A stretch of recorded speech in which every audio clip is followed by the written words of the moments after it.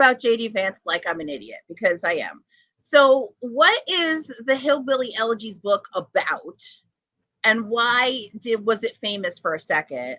Like, give me the history of that for a second before because I don't know who the fuck this guy was.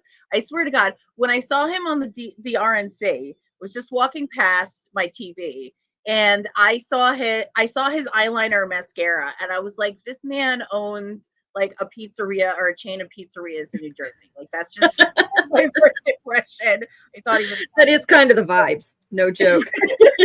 He does have that strong man, don't fuck with the Italian vibe.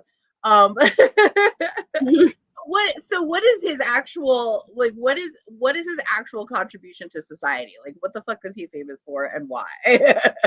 Well, his book was about his family. His grandparents grew up one town over from me in Jackson, Kentucky.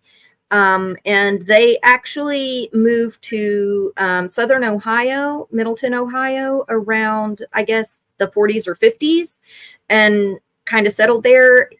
He writes the book as if he's impoverished, but then he admits in the book that his grandpa was making between like 150 to 200K a year, and this was back in like the 80s and the, the 70s and the 60s. That's a lot of money. And he had a 3-story home, but he did have some hard times. His mom, was addicted. And she had an opioid addiction, which is very common. Thanks, Tony. Hey, Tony. But I love Tony D. But he paints himself as this hillbilly. He grew up in Middleton, Ohio, which some people call Ohio-tucky, because it does have a lot of ties to the region. However, I'm sorry, they call it what? Ohio-tucky. Ohio-tucky. Tucky, like Kentucky. Ohio-tucky. Okay, I'm sorry. Because I grew up in southeastern Kentucky, to be clear. The one town over is in southeastern Kentucky, which is where I live. I live in southeastern Kentucky now. But Vance sort of paints himself, he paints this image of Appalachia and himself being a hillbilly based on some summers he spent here. His whole book is full of a tremendous amount of stereotypes. It's a lot of the kind of coal baron tropes. Kentucky and this area is coal country. And one of the things that the coal companies did to suppress our people here was to spread these myths about the region, about people being stupid, and about us being, poor, and about us being inbred. And when in fact it's an extremely diverse region. There's a lot of diversity in thought. There's a lot of diversity in general. A lot of people here have indigenous roots as well. There's a whole history. It sort of started even before the labor movement, because when Jackson's army came here and tried to capture our indigenous population and force them out, we ran roughshod on Jackson's army in the mountains. They couldn't fight us. And, we were putting like heads on stakes, no joke. And we were burying them, and they left. And so they refused to give the people here indigenous status and tribal status. But at that time, that's when they started calling us savages and started calling us hillbillies. And because we were mixed race, because we were a mix of Scots-Irish refugees, the Melungeons were people that came from the Middle East and settled here to avoid genocides that were happening in the Middle East. We also had a large escaped slave population, and the mountains gave cover to escaped slaves, and we kind of protected them. So we did the same when the KKK tried to come here and tried to spread Jim Crow. Same thing. They were in the ground, buried, and ran out. So we kind of have a history of this. And JD Vance knows nothing of any of that history. So he was repeating all of the tropes in the books. At one point, he literally says in the book that hillbilly men are immune to work. So we're lazy. He spreads those tropes that poor people on food stamps, are out there buying cell phones and cars. And everything that he uses is like anecdotal and based on like one person he knows. He's like, one time I was working at a tile company and I worked with this guy that refused to work and he had a pregnant wife. It just proves that, and this was in Middleton, Ohio, but he's like, it just proves that, you know, hillbillies and rednecks don't want to work. And I'm like, one dude, but this guy went on to the location you're talking about. This dude went on to go to Yale. And he got a degree at Yale. And so his whole point was you have to mask your redneck. You have to like hide your hillbilly and go out and, you know, become part of the world and leave. And mass flight is already a problem here. And he's saying everyone should basically leave instead of building economic growth and roots here in our own backyards. It's insane. He doesn't talk about small businesses once. He doesn't talk about growing our own economy. He doesn't talk about our farming economy. He doesn't talk about hemp, which used to be a staple here before it was made illegal. Coal companies did that on purpose so that people would be forced into the mines. They tried to thwart our hemp and our tobacco markets so that they would be forced into the mines so that farmers couldn't grow and they would have to dig. So he doesn't know any of that history. He doesn't know anything about the region. He doesn't know how, he basically calls us backwards and stupid the entire time. And he's just a total piece of trash. Exactly. Yeah. Penchant Pod's in here. He's a disgusting piece of shit. No joke. Absolutely. So tell me let's kind of give me the TLDR of like what the book's about and how it impacted society in the way that I should care about this guy at all. Like famous? Why? Movie? What? I can explain that. So like one of the quotes in the book, it says it's about, okay, he's talking about the region and he's talking about our poverty. And he said, it's about reacting to bad circumstances in the worst possible way. It's about a cultural threat that increasingly encourages social decay instead of countering it. He says, you can't blame politicians. You can't blame corporations. You have to blame the individuals.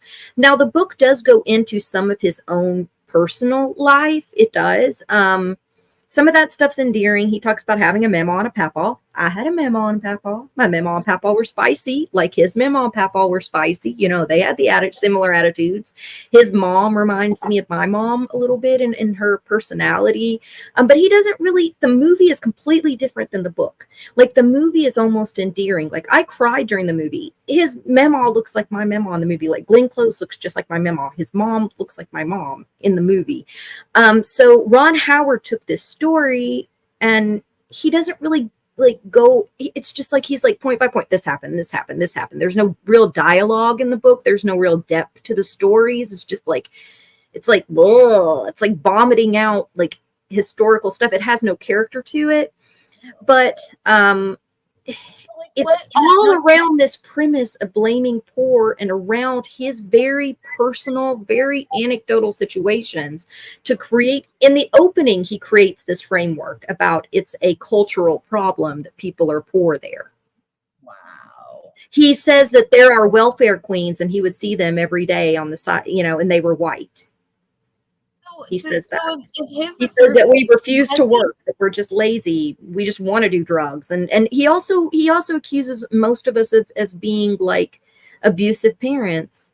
He talks about this Mountain Dew mouth trope. Diane Sawyer came down here and she like filmed like the most fringe of our population. And she tried to encompass that as the whole region. And she filmed some woman giving her baby Mountain Dew and is like, Mountain Dew is a problem down there. They all feed their babies Mountain Dew. And I was like, what the hell are you talking about? I have never seen a mom feed her baby Mountain Dew. Are you out of your damn mind? Before you get reality TV, there was still reality TV. Let's not forget. Jesus Christ. Yes. This was back in the early 2000s, late 90s. And he parrots that. And he's like, that's when I got the real insights about Appalachia. And I was like, you just proved you don't live here. You just proved you don't know these people because you had to get it what it is from a Diane Sawyer special. Yeah. But yeah, the whole book is around telling his personal story. You know, he says to frame it in this aspect of people just don't work hard enough. Like he said, people are hardworking, except of course those many on. Oh, go ahead. Wait a second. Yeah, let me just ask you: was he actually ever poor himself? Like, how did was he actually ever poor, or did he just live in a poor community? He didn't even really live in a poor community. Come to find out, it was upper middle class. He had some struggles in and out, like he had some broken home, like his parents got a divorce, and his mom, dated a lot of different men, so there was that kind of dynamic. Okay. But his grandparents were very well to do. And so the movie is also sort of disingenuous because it shows like his grandma like struggling and all of this stuff when really they were pretty damn well to do. I mean, they had stocks, they had that boomer boom, from that time that the silent generation had the boom of the New Deal, and his family really benefited from that. Now, he did have a lot of poverty around him because that's when companies started to flee because of NAFTA. He did kind of watch the neighborhoods around him in Middleton degrade because that did happen in a lot of the Rust Belt, right? And a lot of the Midwest and the Central Appalachians. But he's no hillbilly. Within, he watched it from without. Kind of, yeah. That's really what it was. And I'm not saying he didn't have struggles. Maybe he did have some. I mean, I don't know his whole personal story, but you still there? I think you froze on us. Sorry, am I back? Are you back? You're back now. Okay, I'm so sorry about that. My internet is like for a second. So what my question was is what like he wrote this book. When did he write the book? How did Ron Howard come to hear of it? And who gave a fuck about it enough that it became a movie? You know what I'm saying? Like how did him? Great question. One of our most famous authors, Silas House, points to, and Silas House is amazing, and his stories about Appalachia are fiction, but they're beautiful. And they do encompass the Appalachian spirit. Amazing author. And he said that neoliberals love to hear the story of Appalachian poverty. It's poverty porn to them, and it gives them an excuse to feel okay about the wealth disparities in the country when it's blamed on the poor, basically, is what he said. And that encompasses really what happened here. What happened is people were trying to look for a reason that Trump got elected. And of course, the whole mainstream media was blaming Appalachia. They were blaming the Rust Belt. They were blaming poor communities, when the truth is the bulk of Trump supporters are upper middle class. They're the same people in the suburbs that like to vote centrist Dem. And that's just the truth. Now, I'm not denying that in regions like these, there are supporters for Trump, but a lot of it has to do with very low voter turnout and no excitement for the other candidate, like a Hillary. People are tired of that. So the people that would go out and vote don't.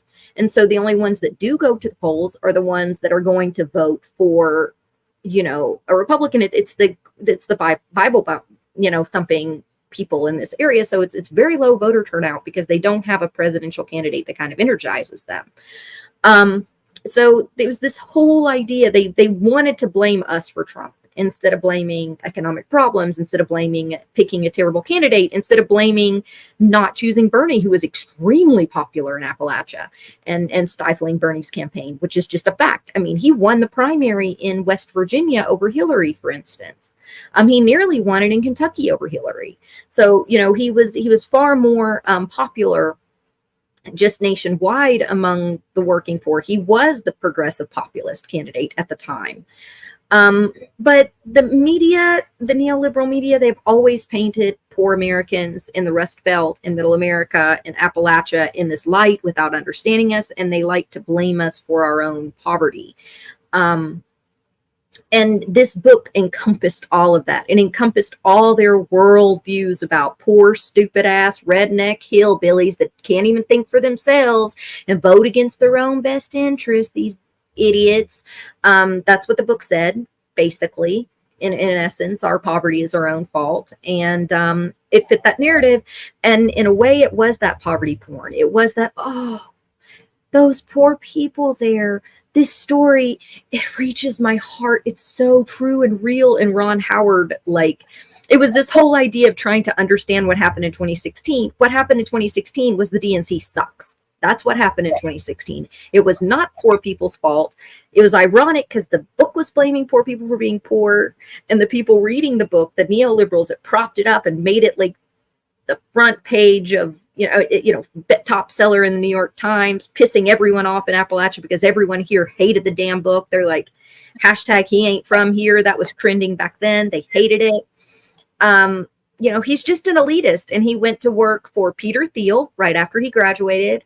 And Peter Thiel's been backing him ever since. $10 million on his race in Ohio. Peter Thiel. He's an elite, snobby jerk who has, these creepy views about, traditionalism and repealing the 19th Amendment, and how people that don't have children shouldn't vote, and how, if they do have children, their kids should get a vote too, and like how there should be no fault divorce, that we should repeal that, and people should stay with their abusive husbands. I mean, maybe some of this is from his childhood trauma, but it's kind of crazy to take your childhood trauma and these weird, like, I'm trying not to use weird because I'm mad about the dim strategy on that, but it is true. They are weird.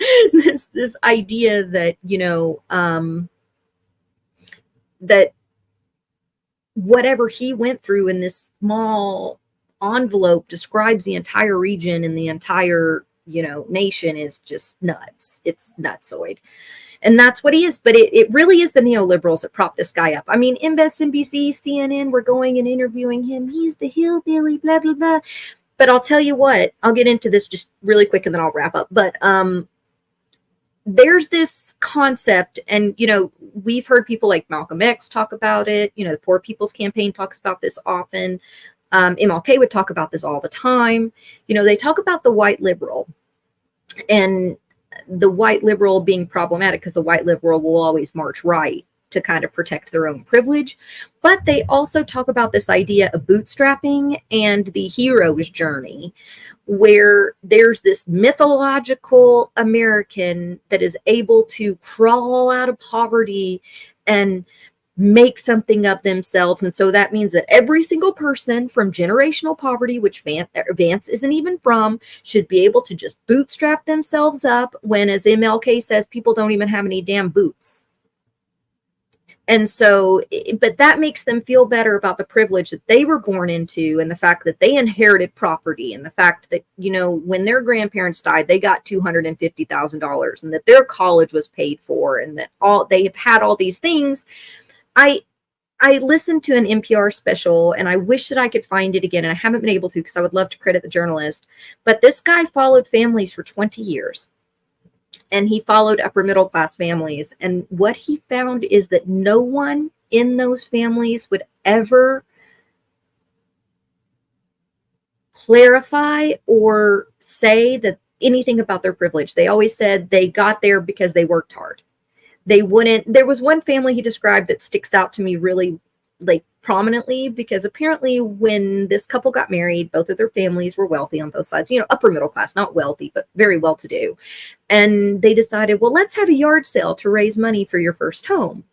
But really, we'll give you the down payment. But let's have a yard sale. It'll teach you a lesson, So they have this yard sale, and they raise, several $100s or whatever. And then the parents give like $50,000 for their first home, this nice 2-story home. And when he talked to this couple 10 years later, the couple said, oh, we had a yard sale to raise the money for the down payment of our house. And the guy was hired by his father's best friend to work in the legal firm that he had. And he was like, it was all hard work. I just worked hard and got here. I picked myself up by the bootstraps. And it's like, dude, come on now. I'm not denying that this guy maybe did work hard in his life. Maybe he did. But he definitely, that family had privileges that people from generational poverty just don't have. And that's the kind of thing that Vance denies in his book. That's the kind of thing that neoliberals read Vance's book, and it makes them feel better about the fact that there's whole swaths of the country, Black and brown people, indigenous people, Appalachians, that are marginalized, and they exploit them. And it makes them feel better about the fact that, granted, some of them can't help it. They're born into privilege. It's an entire system that's a problem, but it allows them to deny that system so that they can maintain their level of comfort and not feel any guilt about it. Sorry, that was a lot, but No, you're good. You got a couple points there that I wanted to bring up. I definitely want to get back to JD Vance and this book and where he lies sort of on the blue-red spectrum. But before we do that, do you want to tell the story of why it's so ridiculous people use the word bootstrapping? Oh yeah, the history of bootstrapping is super fascinating. It was actually created by Patton. Patton is from World War II. General Patton came up with the word bootstrapping to tell his soldiers, we don't leave anyone behind in the foxhole. You go and you pull them up and you bring them out.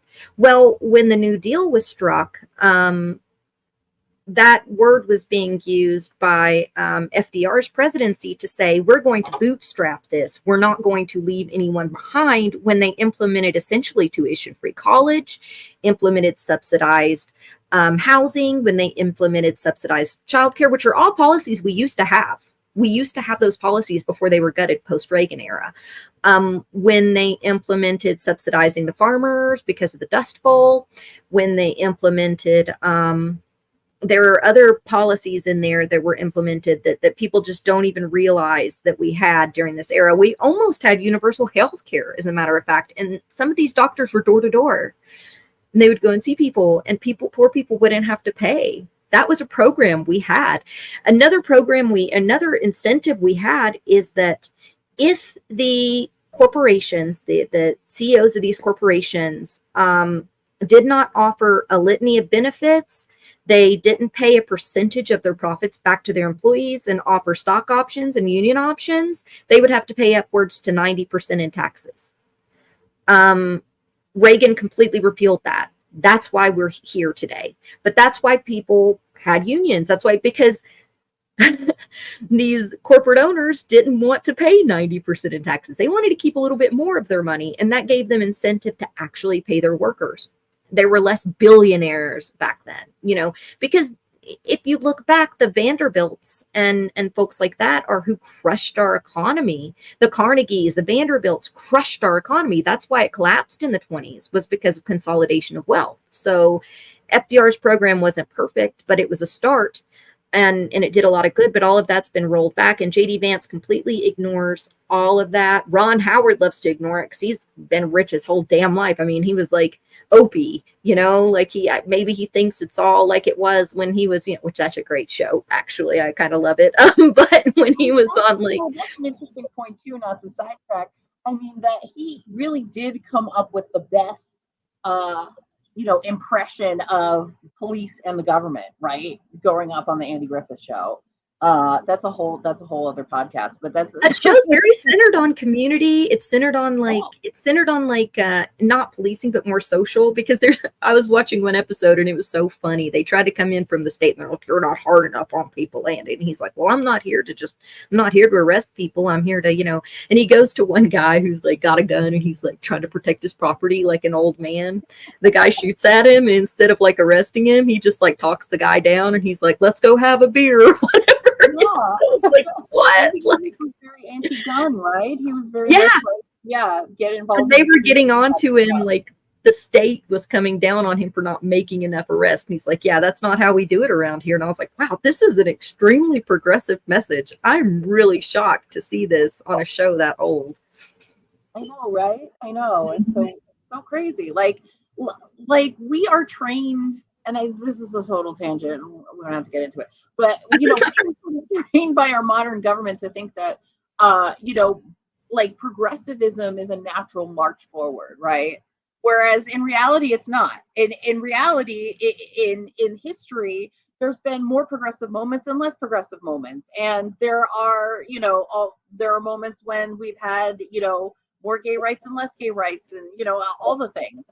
So, it's a lie that you're told, essentially, to convince you that things aren't, like, things developing faster or things developing differently are not possible, which is a lie. Like directly after the Civil War, a whole bunch of Black people were elected in communities in the South. A whole bunch. They were taking over state houses. Look at the makeup of Congress just after the Civil War, and it wasn't just Black people voting on Black people. the poor people in those communities. Like everyone was coming together and coalescing, and so that's really what sparked the KKK, and that's what sparked Jim Crow, and that's what sparked, you know, the Reclamation, and that's what sparked, you know, the assassination of Abraham Lincoln. Because he was cutting ground on land grant colleges where we were all supposed to go to school for free. That was the whole purpose of land grant colleges. He wanted poor people to be able to go to school for free. He wanted universal health care. He was pushing for a package for universal health care. He was pushing for a package for universal child care and for workers' rights. Man got shot. People say he shot for all different reasons, but you know, he was shot like 3 months after proposing these policies that would actually give like Black people real civil rights and you know, universal programs for poor in the country, because he was a poor guy himself, so they shot him. Yep. Now that's a whole other podcast too. Sorry, keep going off on side tangents. It is related though, because it's this idea of, you know, I think that J.D. Vance is the symbol of the elite trying to maintain their hegemony. Like that the ultimate ideal is going to an elite college and somehow breaching the gates that they keep walled up for their elite kids. And then you can finally get through and somehow pull yourself up. But I tell you what, even if he talks about this woman who got a Juris Doctorate in his book, and where she didn't go to an Ivy, she went to a state school. She couldn't get hired. She was working in the cake shop because there's bigotry and there's regional discrimination. It's a very real thing, and I have experienced it a lot as an Appalachian. You know, it doesn't matter. My degree doesn't matter as much because it's from Eastern Kentucky University and it's not from, you know, Wesleyan or, you know, AMU or something. That's a real thing. And that's how they gatekeep. That is how they gatekeep poor people out of any type of economic equity and security. You can. And another way that they gatekeep us out is they don't even, you know, we're in a capitalist system right now. They don't even teach us you can start your own business. You can be your own entrepreneur, or you can do a co-op. You know, those are things that we could actually do to get out of poverty right now. And instead they're like, rely completely on us to do everything. So there's like the two polar extremes, right? And neither one of them are community centered. Neither one of them are centered toward us. You know, so there are ways that even, you know, we could potentially come together as a community, start a co-op, you know, start a local gardens, build some kind of business that does that until we can fix this capitalist system. But we're not taught that. We're taught, keep your head down, work for the man, and get a good job. Don't challenge your boss. Shut the hell up. Do the work, and then maybe one day you'll have benefits. Maybe they'll like you enough to give you a little bit of benefits. Yeah, I mean, and that's why you could say, I think that, you know, from Xers downwards, like every generation is less and less dependent, or not less dependent, but less expectant to be dependent on their job. Less expected to be, you know, like in a job for like their entire life. Like, you know, job hopping is so common. And because we all recognize that, you know, the economy is no longer like that companies do not have your best interests at heart. You know, and it's, you know, yeah, I mean, like the economy has definitely shifted. From being something where one company can own you completely, you know, I owe my soul to the company store, right? To Right. well, it's easier to own you if we all own a piece of you. So we're crowdsourcing, right? So you have to run from job to job to job to job, and give a little piece of yourself here and a little piece of yourself here and a little piece of yourself here, and you don't realize that, oh, I'm actually working under slave conditions, but thank you very much for that. That's right. Yeah. And they don't teach us things like, they don't teach us how to even work within the system that we have. They don't teach us about investments. They don't teach us about like that kind of stuff. Not in these regions. And I noticed something when I was listening to Kamala Harris and some others yesterday, and it stuck out to me because I was listening to some of these speeches from all these potential VP picks. And they all keep mentioning good jobs. They keep mentioning, you know, they're going to bring back hardworking manufacturer jobs, and they're going to like take care of like the fact that AI is happening and like cut back AI. And I'm like, you know what? Automation is fucking amazing. People don't have to go and break themselves and kill themselves. So why don't we look at other options other than people breaking their backs or servicing you somehow? But all of the jobs, it's never about ownership. It's never about us owning our own capital. It's never about us building any kind of equity or wealth. It's about us going and finding a good job and working for them. And if you notice, that is how they treat it. You can get a good job. You can come work for us. We're going to make sure that you can come work for us. Used to, 25 years ago, people would talk about co-ops. They would talk about small businesses, even on the Republican side. No shit, they really did. I'm old enough to remember that. You may remember that too. But now there's not even talk about that anymore. It's like, well, no, we'll put you back. We'll put you to work in the fields. And I'm not saying there's anything, that kind of work is needed. It's warranted. It's great. If we can find automation that helps cut back physical manual labor that literally kills people, like my people working in the mines and getting black lung, you know, that's a wonderful thing. Then that means that we need to shift the economy and find ways to work, or find ways to be able to provide housing, healthcare, these other things collectively for people, instead of this idea of, no, let's go backwards 100 years and put people in sweatshops. That's insane. Or put kids to work. The GOP are not talking about babies working. Are you out of your damn mind? My 11-year-old, I don't have an 11-year-old right now, but if she was still 11, I would not want her going and working and sewing shirts or something. And I mean, we already do this. We already export that kind of labor. Now we're bringing it here as well. It's wrong when we export it. It would be wrong if we do it here. Yeah, absolutely. Absolutely. It was wrong when we did it here, when we started to, build the laws that are banning. Am I? It's probably Leela. Love you. Love you. Yeah, it was wrong. It's wrong when we did it here, and that's why we developed so many laws against child labor and horrible situations. Why we developed OSHA, right? Like, and now we're completely gutting all of those things. Bring it back to the the dark ages. Yeah, they talk about Project 2025, and I was like, guys, we have been there for like 20 years. Where the have you been? They already dismantled. College used to be subsidized at 85% for state and community colleges up until the early 90s, like into the early 2000s.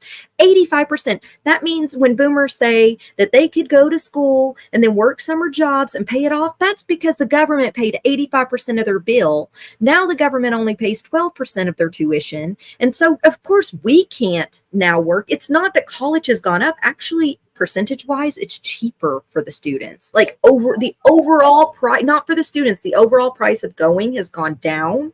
It is the fact that students are paying more percentage wise than they were back then, but the cost per dollar has gone down for college. It's just that students are paying. They had to lower that. That's why they've had to cut so many administration and so much programs, because they had to lower it so people could go. But the problem is that the cost per student is actually less. However, there's less of that subsidized by the government. So the government was paying 85% of that bill. Now the government's only paying 12% of that bill. So yeah, boomers got to go to school and work summer jobs because your school was fucking paid for. Then after you graduated, you got childcare paid for and subsidized by the government. There were welfare programs to help you get on your feet. There were massive housing programs. There were massive suburbs being built, and just about everyone could get a loan because we didn't have the same bullshit credit system that we have now where no one could get a loan. There were jobs. There were small businesses being built, and there weren't the massive conglomerates of like 6 businesses that own everything back then. That's not how it was. Everything's changed. Project 2025 is here. It has been here for 2 damn decades. They've already gutted everything. They've already taken everything. What the fuck are you talking about? What are you talking? Oh, we're going to have a dictator now? Ugh. We've had a dictator of 2 parties this whole damn time. Oh, they're going to start rounding people up and putting people in concentration camps. Look at our carceral system right now. The youth, I mean, Paris Hilton was talking about these places where judges were funneling people in who were youth and arresting them so that these places could make thousands of dollars off the government, housing these kids and basically treating them like criminals in Guantanamo frickin' Bay. And that was happening. Like, we already have these systems. Yes. Oh dude, totally, you're absolutely right. And what are we doing still with immigrants that come in over the border? We're still putting them in camps. That's right. No concentration camps in this country. Of course there are. Of course there are. And absolutely. It's just a fear tactic so that neoliberals like lose their shit because they're comfortable. Mm-hmm. It's so that the upper middle class are afraid and will go out and vote Dem.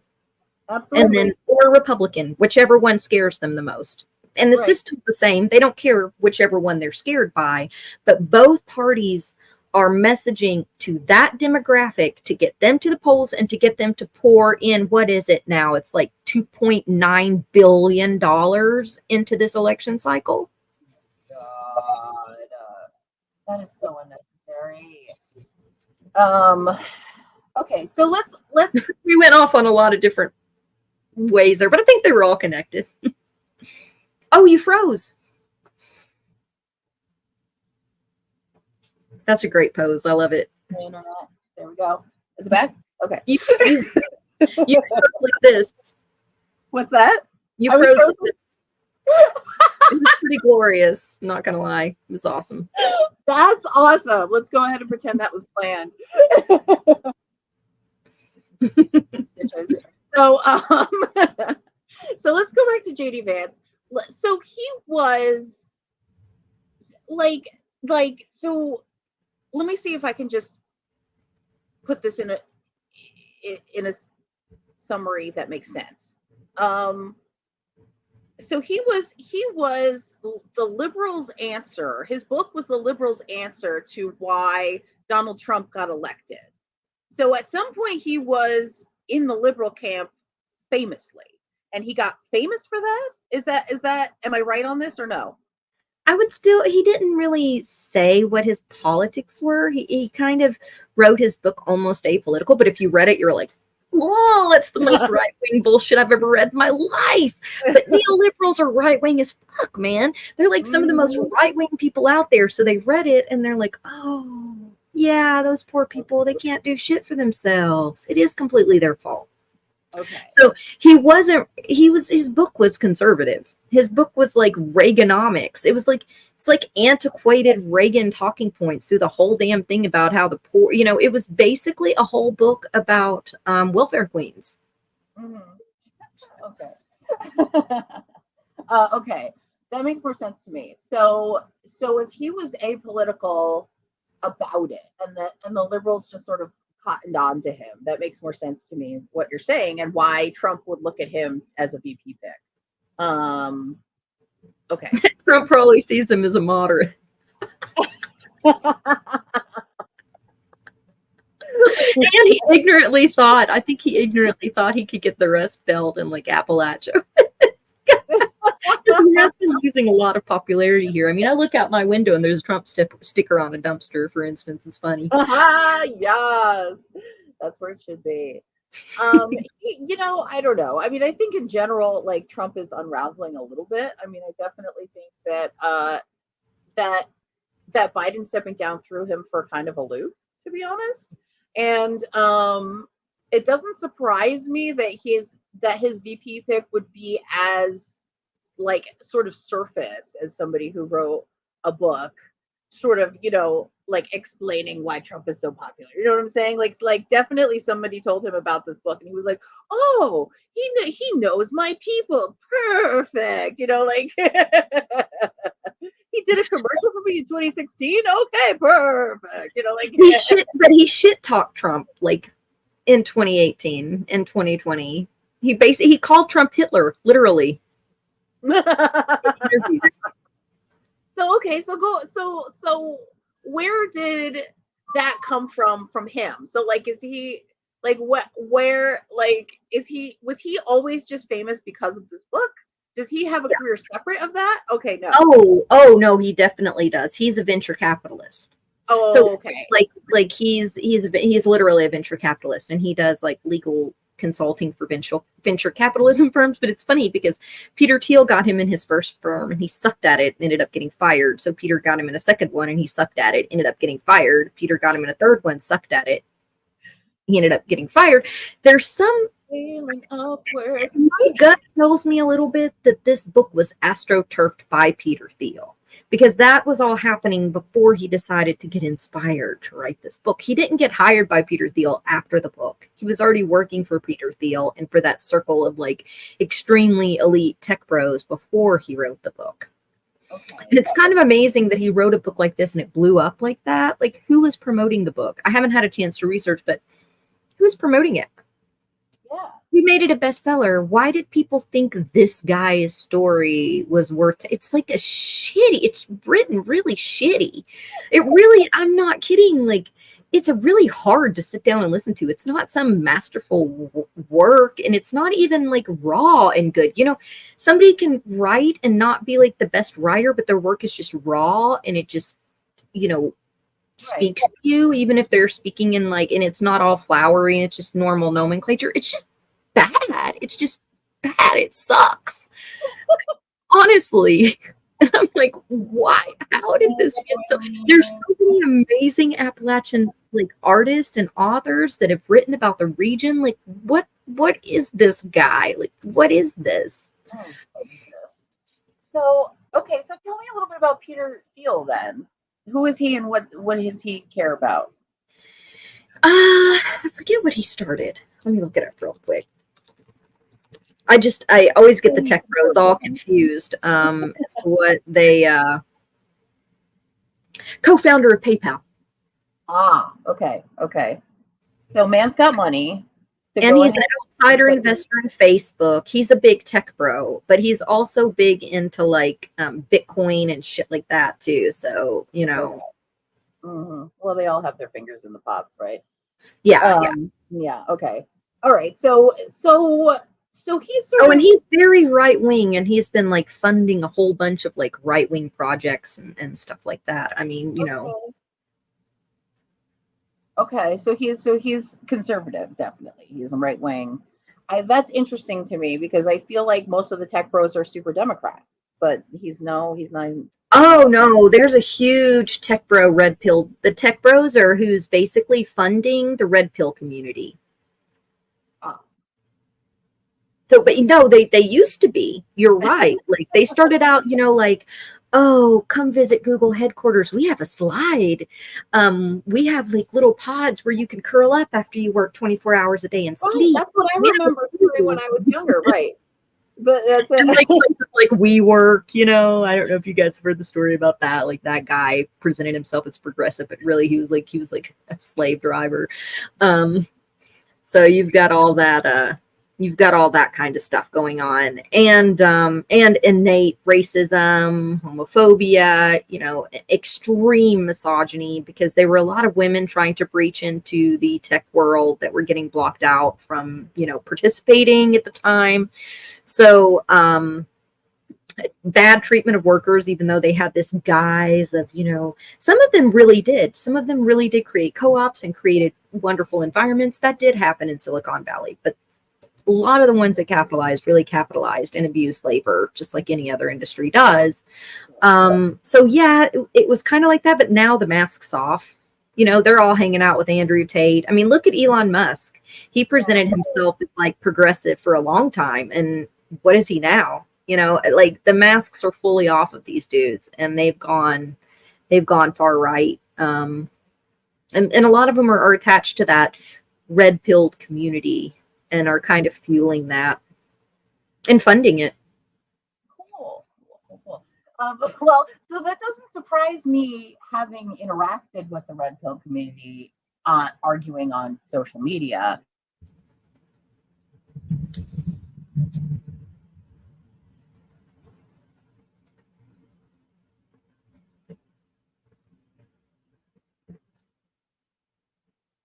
They have professions in tech. Oh, you're back. You're back. Why they're cutting roll that back.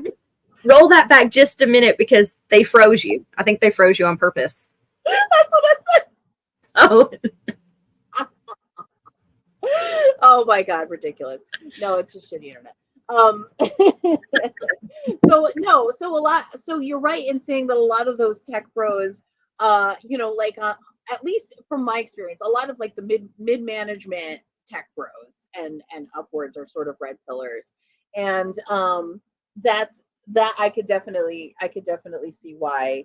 Okay, it makes sense. That progress makes sense to me. And I'm also pleased that you told me about it, because again, that sounds like it happened during the few years where I had a back surgery and just left politics for a minute. So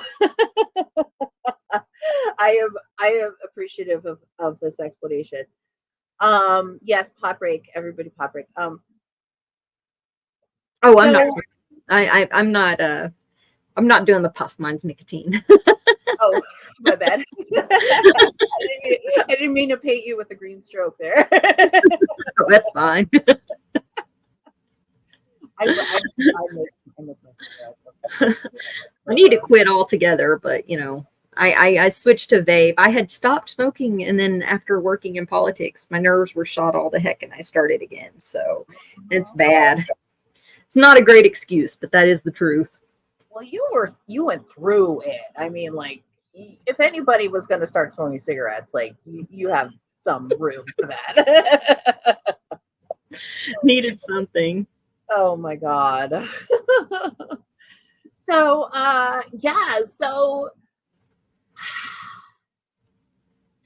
it's why am I now hearing, going back to JD Vance, why am I now hearing all these stories about him fucking couches and he's fucked something else now, apparently, a dolphin? Those aren't real. I mean, I know, but like funny, but why? Some of it, I think, is bigotry against hillbillies, because they're talking about him like having sex with goats and stuff, which are old stereotypes, about dumb hillbilly rednecks. It's some of that neoliberal bullshit that they do. This fucker is LARPing as a hillbilly, and liberals are just buying it and then going ahead and forwarding the same hillbilly stereotypes that he himself is forwarding by LARPing in the first place. Yeah. The crazy thing is, okay, so before all of this started, his favorability was at 6% because hillbillies and rednecks, and I love the term redneck. It's an organizing term. It's because of the red bandanas, the coal labor organizers wore around their necks. That's where the term comes from. So it's a labor term. That's why it's been demonized, so that they could demonize the workers, because it was sparking across the country and people were starting to wear red bandanas from coast to coast. And they're like, rednecks are ignorant, hillbilly, blah, blah, blahs, And it was actually a concerted effort that they spent hundreds of millions of dollars on, that coal companies and other companies spent hundreds of millions of dollars on. It was an actual propaganda wing that I learned about in college. It's well documented. But so yeah, they're using these same tropes that the coal barons use to demonize us, to like kind of paint Vance. The couch thing is funny, but since the couch thing isn't real, what pisses me off about it is it distracts from the content of the book, because these pundits and these people don't want to talk about the content of the book. I feel like the content of the book is disparaging Appalachians. It's disparaging poor people.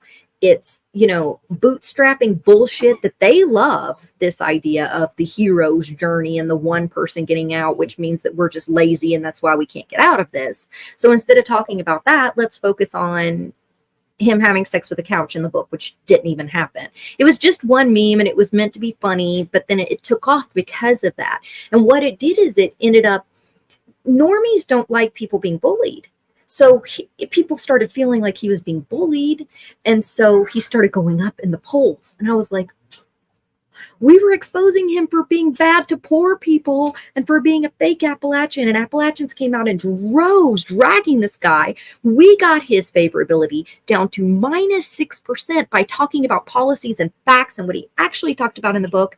And now that you guys want to pull out some bullying tropes and like use the whole weird thing, which is, catching on with a small subset of the internet trolls, with a small subset of internet trolls, let's be honest, on, mostly Democrats, mostly blue, no matter who people. It's catching on with them. And then, yeah, everyone loves to roast the right. So the right's getting all up in your arms and they're like, we're finally playing dirty with them. And it's not going to work. That's not going to stick.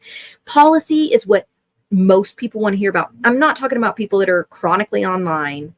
They're, appealing to chronically online people. I'm talking about people that can't pay their goddamn rent right now because food is so expensive, because everything is so expensive, because car insurance is $300 a month, and then healthcare $500 a month, and then even if they have a job making $80,000-$90,000 a year, they can barely scrape by, let alone somebody making only $30,000, rents $2,500 for a 2-bedroom apartment. No one can buy a house because the credit scores are so insane for you to finally get in one. I mean, you can get in one now still with an FHA and FDA loans, but it's even hard to find a house to buy because corporations are buying up all the empty homes. So we can't even find one that's freaking vacant, and there's not even places to rent. So everyone's moving back in with their families because we can't even find a fucking place to rent. That's the reality on the ground.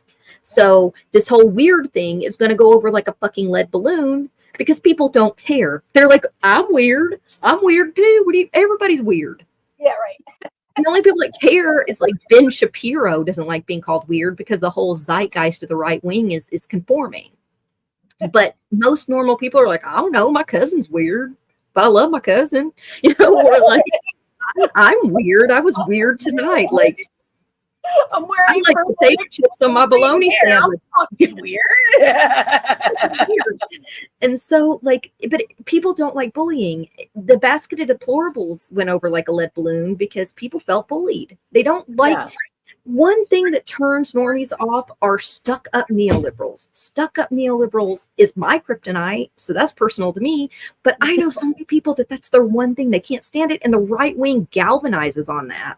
So the whole dim party coming out saying weird and bullying is going to give fodder for the right wing to see. They're just as immature as we are. They hate poor people. They hate Appalachians. And they're going to hone in on the fact that JD Vance paints himself as Appalachians and be like, look, they're calling Appalachians couch fuckers. Look, they're calling Appalachians this and that and the other. And that's what's happening. And it's already like going badly for them. And for anyone that's watching that doesn't know, messaging is what I do. This is going to flop like a lead balloon. I'm like Nostradamus on messaging. I'm not bragging, but for some reason I know when this shit's going to go downhill. So when I see it, I'm like, why are you doing this? It is because most of these people writing this messaging and stuff, they're elitist. They're like people that went and immediately out of college, they went to an Ivy League school, immediately out of college, their parents are connected to the DNC. So they go and they work for these congressional staff members. They work as like congressional staff members or interns on the Hill in these extravagant unpaid internships because, their parents pay their way to do that. Only people that are rich can really do that. And then after that, they go and get these jobs in these consulting firms and they make like $300,000 a year, and they've never experienced poverty. They don't know what it's like to be poor. They don't even take time to fucking talk to us. It's all vibes and assumptions. They don't even do analysis, and then they go and write messaging based on bullshit, and that's what they're doing. 100%. 100%. Absolutely. Sorry, I keep doing mouthfuls tonight. I have a lot of that. Really bad because every time you do, my internet fucking cuts out, so it just works out. Thank you. What do you think about that though? I mean, how do you feel about the whole weird yes, I'm actually glad you brought it up because I had this conversation with Chris on Sunday, and basically we all essentially agree that it's dumb, and there's enough to make fun of these people about in real life without having to make up couch fucking stories and trending things. But I will say that it is like Trump had moved the election sort of Overton window towards the reality TV show back in 2016. Mm-hmm. And we've seen 2 elections at this point where basically we've tried to come in like a professor, like like Dems come in like a professor, and they're like, well, you're acting like a child, and well, here's the facts, and like I think everybody is tired of that. Literally everyone. Like we're tired of saying it, we're tired of hearing it, all the things. And I think it's just sort of a relief at this point that there's somebody that they're starting to paint like an appropriate reality show rival to Trump. You know what I'm saying? So like on that level, like I'm kind of into it. But it is clear to me that these, you know, like the memes and the, you know, like that song, the you know, you didn't just fall out of a coconut tree and her, you know what I'm saying? Like that that like video, right? Those remixes, those edits or whatever the fuck, like feel very AstroTurf to me, because the two quotes that they are pushing, right, are, you know, the one that like, did you just fall out of a coconut tree, which has it's the larger context of that is she's telling a story about how her mother was trying to make a point about how nobody in this world is an island. Okay, that's and the fact that she uses the word coconut tree, I think is just, you know, reminding everybody of, you know, her heritage, right? Like her multicultural background. So like we could basically say that was strategically chosen. You know what I'm saying? Like there's something else too. Oh, there was another quote too where she is talking to somebody on a podcast and paints herself as a big sister, and like that was the other viral quote in the song or whatever. And it just seems, it just like the song had come out before anyone did this edit to Kamala. You know, like the song was already popular, the album was already popular with kids, so it just feels very like kind of AstroTurf and forced. And it feels like the people who are, as you were saying, the most excited about it is the people who were saying vote blue no matter who anyway, people who are probably more our age or older, and you know, are feeling like, yes, this feels a little bit like the Bernie movement. This feels a little bit like the youth are interested in it. You know what I'm saying? Like, and it's just like every news channel is so excited to say the words Brat Summer. They're so excited to, you know, just make all those references because It's they know vibes. those are keywords, right? What you as a messaging person know what SEO is. And anytime you mention those fucking words, that gives you a boost in the ratings, right? Like it gives you a boost in the algorithm.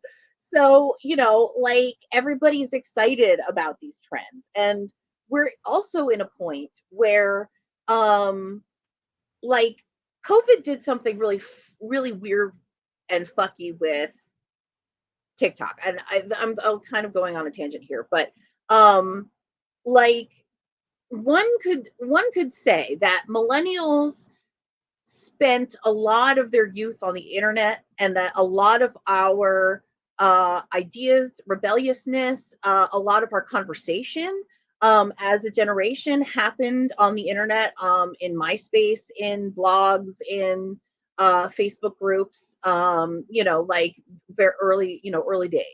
So a Tumblr. So you could say that spirit was sort of inherited by Gen Z, okay? And they took it to a different level with Snapchat, and then eventually TikTok became something to replace Sorry, Snapchat. my cat's being crazy. I apologize. Go ahead. Oh, you're good. Is he there? You want to say hi? She's just walking around the house. I thought she was being really loud, just walking around the house going, I couldn't hear it. okay, good. All right. She's singing. That was beautiful. Oh my gosh, are we crazy cat ladies, JD Vance? You're not childless though. I am. I don't know. No. I am a single mom though. God, that's worse. That's worse. You had the. Oh my god. I am Sheba.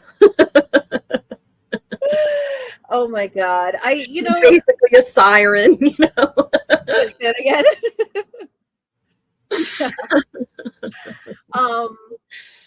But yeah, so what the fuck was I talking about?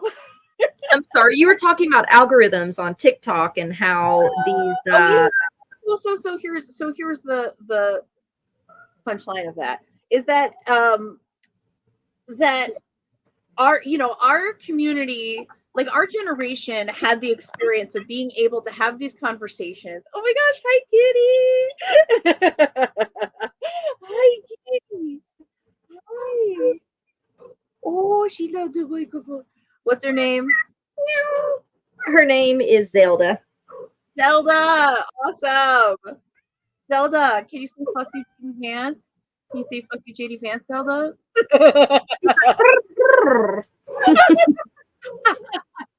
I'll take it. Sorry, she was walking all over my keyboard and stuff. I had to do something with her. She's like, "You called? I'll come. I'll come down." I hear you talking about me.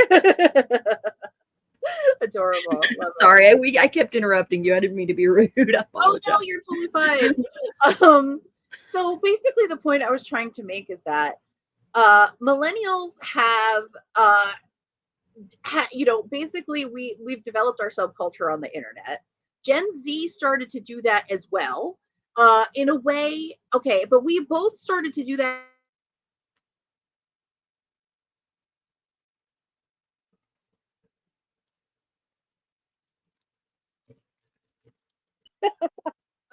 And then the internet goes. Okay. Because older generations that, like, I am now my fucking self, we're still trying to figure out how the internet works, right? So we weren't worried about posting shit on Tumblr. Like, we weren't worried about posting things in certain places as long as it wasn't, publicly on your Facebook page, because then they could Google it and when you're applying for a job or whatever. So Gen Z walked into that world where that was the case, especially with Snapchat. And then they started doing that with TikTok. But because of COVID, everybody learned how to use TikTok. And so now that we're in a peculiar place where, like, Gen Z had been having an entire, like, culture and life on TikTok, and now old people are sort of marching in there going like, hey, can we we want to be a part of this too. Young people, we get you. I used to be, you know what I mean, all the things. So it's definitely, it's becoming uncool all of a sudden. Like, what's that? It's becoming uncool now. That's what happens. Uncool. That's absolutely what happens. And I'm sure that there will be something else that's cooler, and that Gen Z and their children will tell us to go fuck ourselves. Maybe that's what you invent, the next cool thing. Oh man. But I mean, that's life. That's life. But but at this moment, we are in an interesting spot where Twitter is starting to matter less to journalists than TikTok, but it's still the place where Gen Z has to go to have their community. Yeah, because there's no other cooler alternative yet. So it's sort of weird place, and it's harder to tell what's organic. It's harder to tell, what is coming from actual young people and what is being astroturfed, right? So This is sort of a perfect moment for Kamala's campaign to do this. And it's not like that they weren't planning to do this like the entire time. I mean, like, they were like, oh great, Biden's not stepping down, maybe this is our plan. Like, they had time to plan all this shit. So anyway, I mean, it is what it is. I don't like, on some level I don't hate it, because it does feel good to see something different, and it does feel good to see a woman up there not trying to be the better person anymore. You know what I'm saying? Like I want to see somebody get dirty. Yeah, like, we go high, you go high, we go low, kind of thing. Or you go low, we go high, kind of thing. Yeah. Right. I mean, if you think about it, like, you could trace that back to Clinton. You could trace that back to the Clinton days and the West Wing. I was a huge fan of The West Wing, and it shaped how I viewed politics for a long time when I wasn't paying attention. And then I started paying attention and realized what bullshit it was. And that was, I mean, that was one of the main tropes, is that we have to go high when you go low. And there was a conservative guy that Martin Sheen was competing against, and he had to, like, people were telling him to dumb himself down to compete with this guy. And he was like, I refuse. I'm a professor. I'm an economics professor. Like, Right. so there was that whole fucking discussion, and you know what I mean? And it's just like I think there has been a good 20 years of that political dynasty of thought, and we are super fucking tired of it. And it's purely a media and aesthetic thing, as you were saying before, also, because you're right in the fact that Democrats are helping Project 2025 happen. You're right that there is, just as much or more police funding, border conflicts, like all of the things that we were protesting under Trump. These things are existing plus 100 under the Biden administration, because we're not looking anymore. Right. So yeah, I mean, like, I hope that your Nostradamus sensibilities are correct, in that this messaging will eventually tank, because it's not going to provide any material benefit for anyone. Well, the reason that I think I believe that the zeitgeist that we're seeing is on the fringes, even though her polling's going up. What it looks like the polling is showing is that the energy is because Biden stepped down, because there's a new energetic choice, but there's a lot of people hedging their bets on what her policy is going to be. So it's kind of a wait and see. It's like, okay, we're more excited. We may vote Democrat now, but it kind of depends on what happens at the DNC. So a lot of the people that are voting for Trump, or that are considering voting for Trump, aren't the MAGA. They're not like the ones who go low. They're not the ones out here. They don't like the anti-trans stuff. They don't like the Matt Walshes and that sort of thing. Like, they have a large base, but their base is about 6 to 7 million people. In the scope of 365 million Americans, it's a drop in the hat in a way. So when you're looking at a wide sweeping election like this, what both sides are doing right now with their rhetoric is they're actually talking to the fringe. And the problem with the Democratic Party is that even though they were like pretending to go high, they still didn't bring any fucking substance. They still didn't bring, like, the thing is, though, if you listen to Trump, even though he's like bullshitting, like, a lot of his speeches about policy, it's terrible policy. We don't agree with the policy, but the dude does talk about policy. He really does. It's policy I don't agree with, but he talks about policy. He talks about bringing jobs back. He even talks about specific plans in his speeches. He just does. That's just a fact. And then Democrats come out there with like empty, like with vibes. And that's what they've been doing, even though it's like we go high when they go low. It's like all vibes. Like hope was Obama's vibe. Hillary's vibe was stuck up bitchery. And then I'm the professional, and I'm with her. Vote for me because I'm a woman. What is that? And then Trump was talking about policy, talking about economic growth. But right now, when we look at the Biden administration as opposed to the Trump administration, people keep telling us the economy's better, that sort of thing. Yes, it's been better for companies. It's been better for the upper middle class and the wealthy. It has been. It has not been better for people struggling. It has not been better for the lower middle class. It has not been better for the bulk of the country. I'm talking about the 65 to 75% that are struggling every day, paycheck to paycheck. Now, what those people, when they're interviewed, say that they may vote for Trump, and the reason Trump is so popular is because he actually brought COVID relief. For a while, there was massive healthcare extensions, not enough, but there was sweeping healthcare extensions. There was free, you could go in, and a lot of states had free health clinics. You could go in and get, tested for COVID, but then also get a checkup and everything for free. On top of that, people were getting their stimulus checks. They were getting checks in the mail. There was an extension on, when people lost their jobs, and I forget what that's called right now. What's it called when you lose your job? I have long COVID and sometimes words just leave me. You lose a job, you go in and you file for unemployment. He extended unemployment benefits.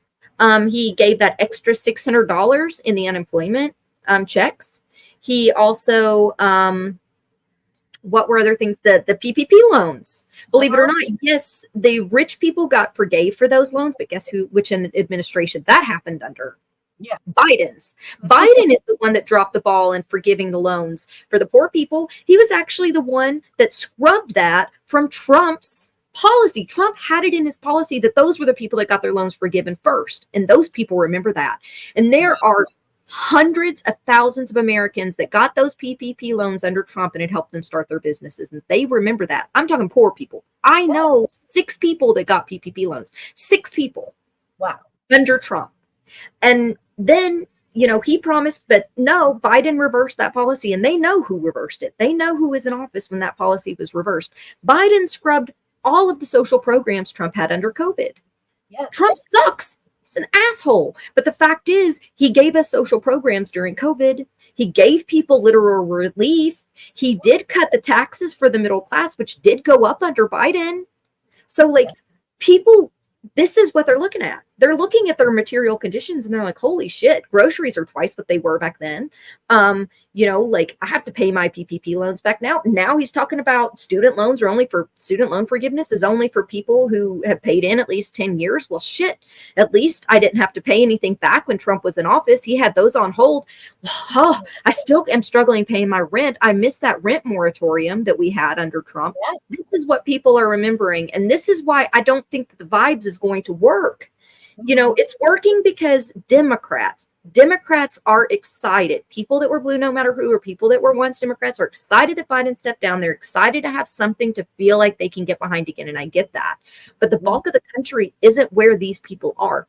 The bulk of the country are independent. 65% of the country are independent. And most of the people that are independent are middle class or lower middle class. It's the neoliberal and the fringe right wing that are the diehard DNRs. And that's who both sides are appealing to. And I don't know what's going to happen, but I do know that those economic policies are what's on the forefront of people when they are interviewing normie people on the street or in normal polls. This is why people are favoring Trump. It's those economic policies. And I hate to say that, but that's the truth of the matter. People look at how their paycheck was implemented. They remember Trump actually helping through COVID somewhat. And I'm no fan of Trump. I'm no fan of his immigration policies and a lot of his other policies. But the facts are, Biden also started a bunch of similar to NAFTA, but he started like a free trade agreement with Mexico. And now hundreds of thousands of jobs are going to Mexico. I know people, and this is anecdotal, but I do know people that have lost jobs going to Mexico. And it's great for the Mexican economy, and I'm happy for them. We should give back, but it should be done in a way where nobody suffers. Yeah, obviously. Oh my God. And so people are looking at all these different things, and this is what they're going to the ballot box on. The coconut memes and the weird and all of that, they don't care. Yeah. Most people aren't going to care. No, I agree. I completely agree with that. And I also agree that a lot of the excitement, you're right, is because Biden stepped down. This is what I have released my video about, and I talked a little bit on Chris's show about it as well. The Eclectic Radical, by the way, everybody go check that out. I'm a co-host every once in a while on Chris's show. Great show. So basically I was saying that we are so excited that somebody who clearly is old enough to have dementia, to have physical issues, to have, visible, visibly cannot keep yourself together on TV. We are so excited that somebody of that age and or ilk is willing to step down, because literally we've never fucking seen it before. Literally, we have senators dying in office, right? We have RGB, people are like, please retire, Ruth. Yes. For God's sakes, retire. But nope, stuck it out. through the Trump administration because it was so important for her to be there. Right. Always. How well did that work out? It's terrible she died. I sound like an a-hole, but I mean, for God's sake. You're right. You're absolutely right. Instead of having somebody that we could put in there that she anointed, right? She died in office, and then Trump got the chance to replace her with somebody else, right? Mm-hmm. So absolutely. And I mean, it's very easy for these people to sort of equate their own egos and careers with the good of the country and the people. And, you know, in a lot of ways, that's not necessarily the case. You know, especially when you're talking about, you know, like Nancy Pelosi, when you're talking about senators that like fall asleep in the middle of meetings, like Mitch McConnell, who just stops in the middle of a sentence.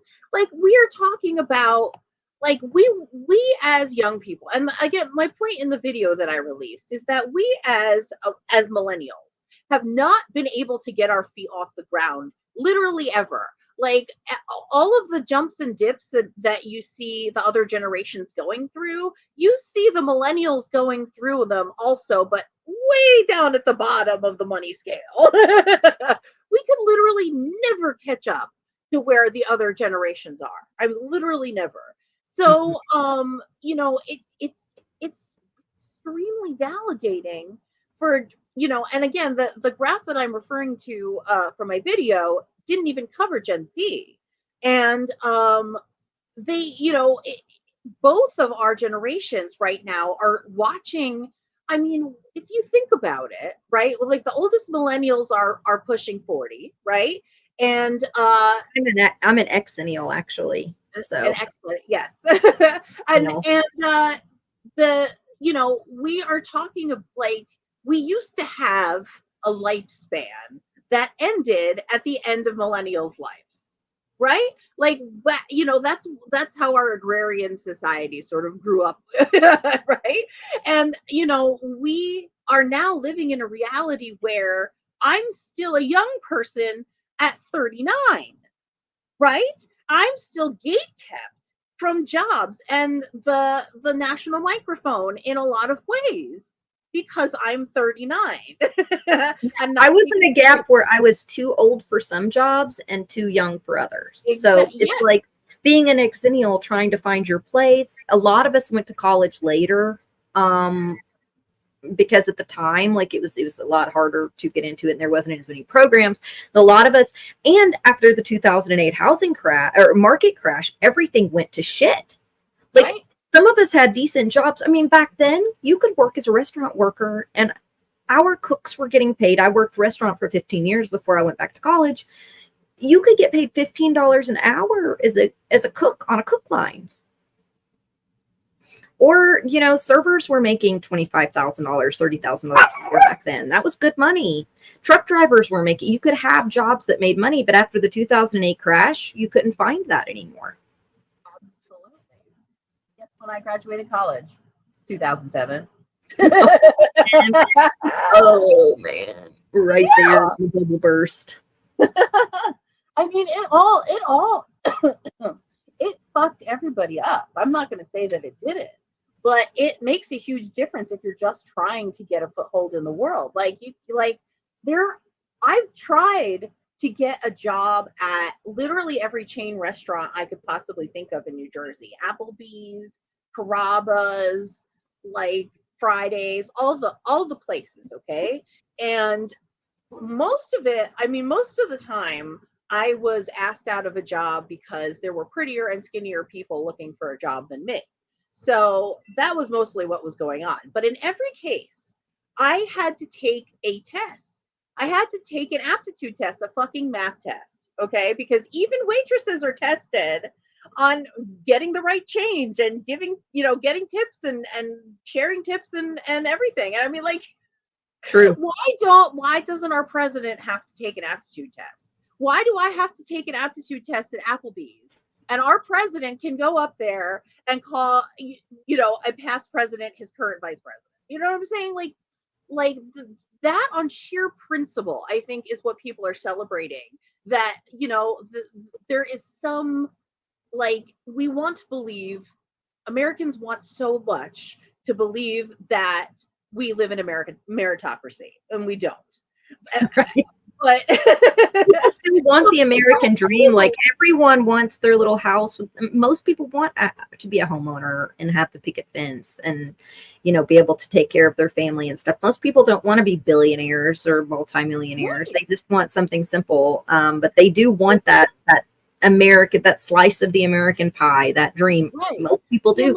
Even a lot of leftists who are like communist, if you really sit down and talk to them, they're like planning on buying their home and they're planning on doing this stuff. Like people still want that American dream almost on any political spectrum they're on. Absolutely.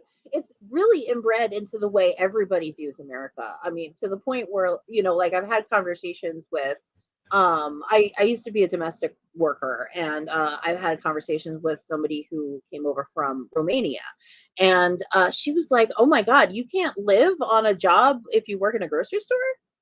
I was like, "No." She's like, "But they say America's so rich and it's the land of opportunity, and you can build yourself from nothing, and you know all the things, and it's, you know, that we want so much for that to be true in this country. We gravitate towards stories of people bootstrapping themselves, as evidenced by JD Vance's popularity, right?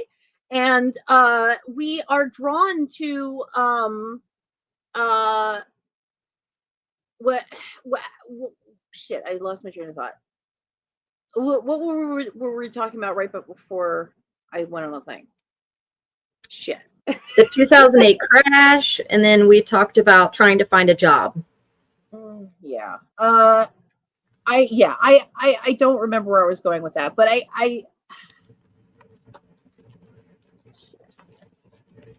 that we want to believe in the meritocracy. This is what it was. That we want to believe that America is so much of a meritocracy, to the point where we are excited that Biden has stepped down because he's clearly lost his merit, right? I mean, there's a little part of us that goes, "Oh, meritocracy." You know what I'm saying? Like, I think that's what's happening right now. That in and of itself is sort of more emotionally appeasing to a larger audience than just the vote blue no matter whoers. Then you know, and that's an excitement that's going to die down. That is an excitement that's going to die down with time, when we start to see the realities of a Kamala presidency come to life a little bit more. So I'm glad that you brought that up, and I'm glad that we're sort of addressing it in that way, because I do think that the excitement around Kamala right now is not about her.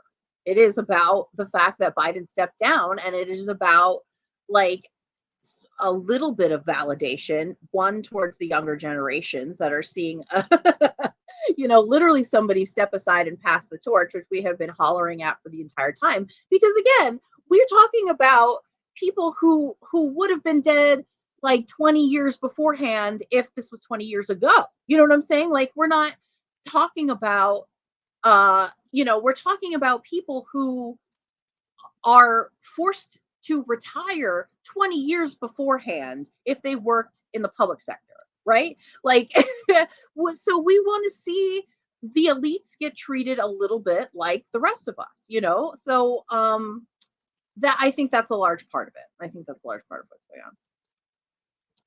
So did you want to comment on that, or did you have something else to? No, I think I think the aspects of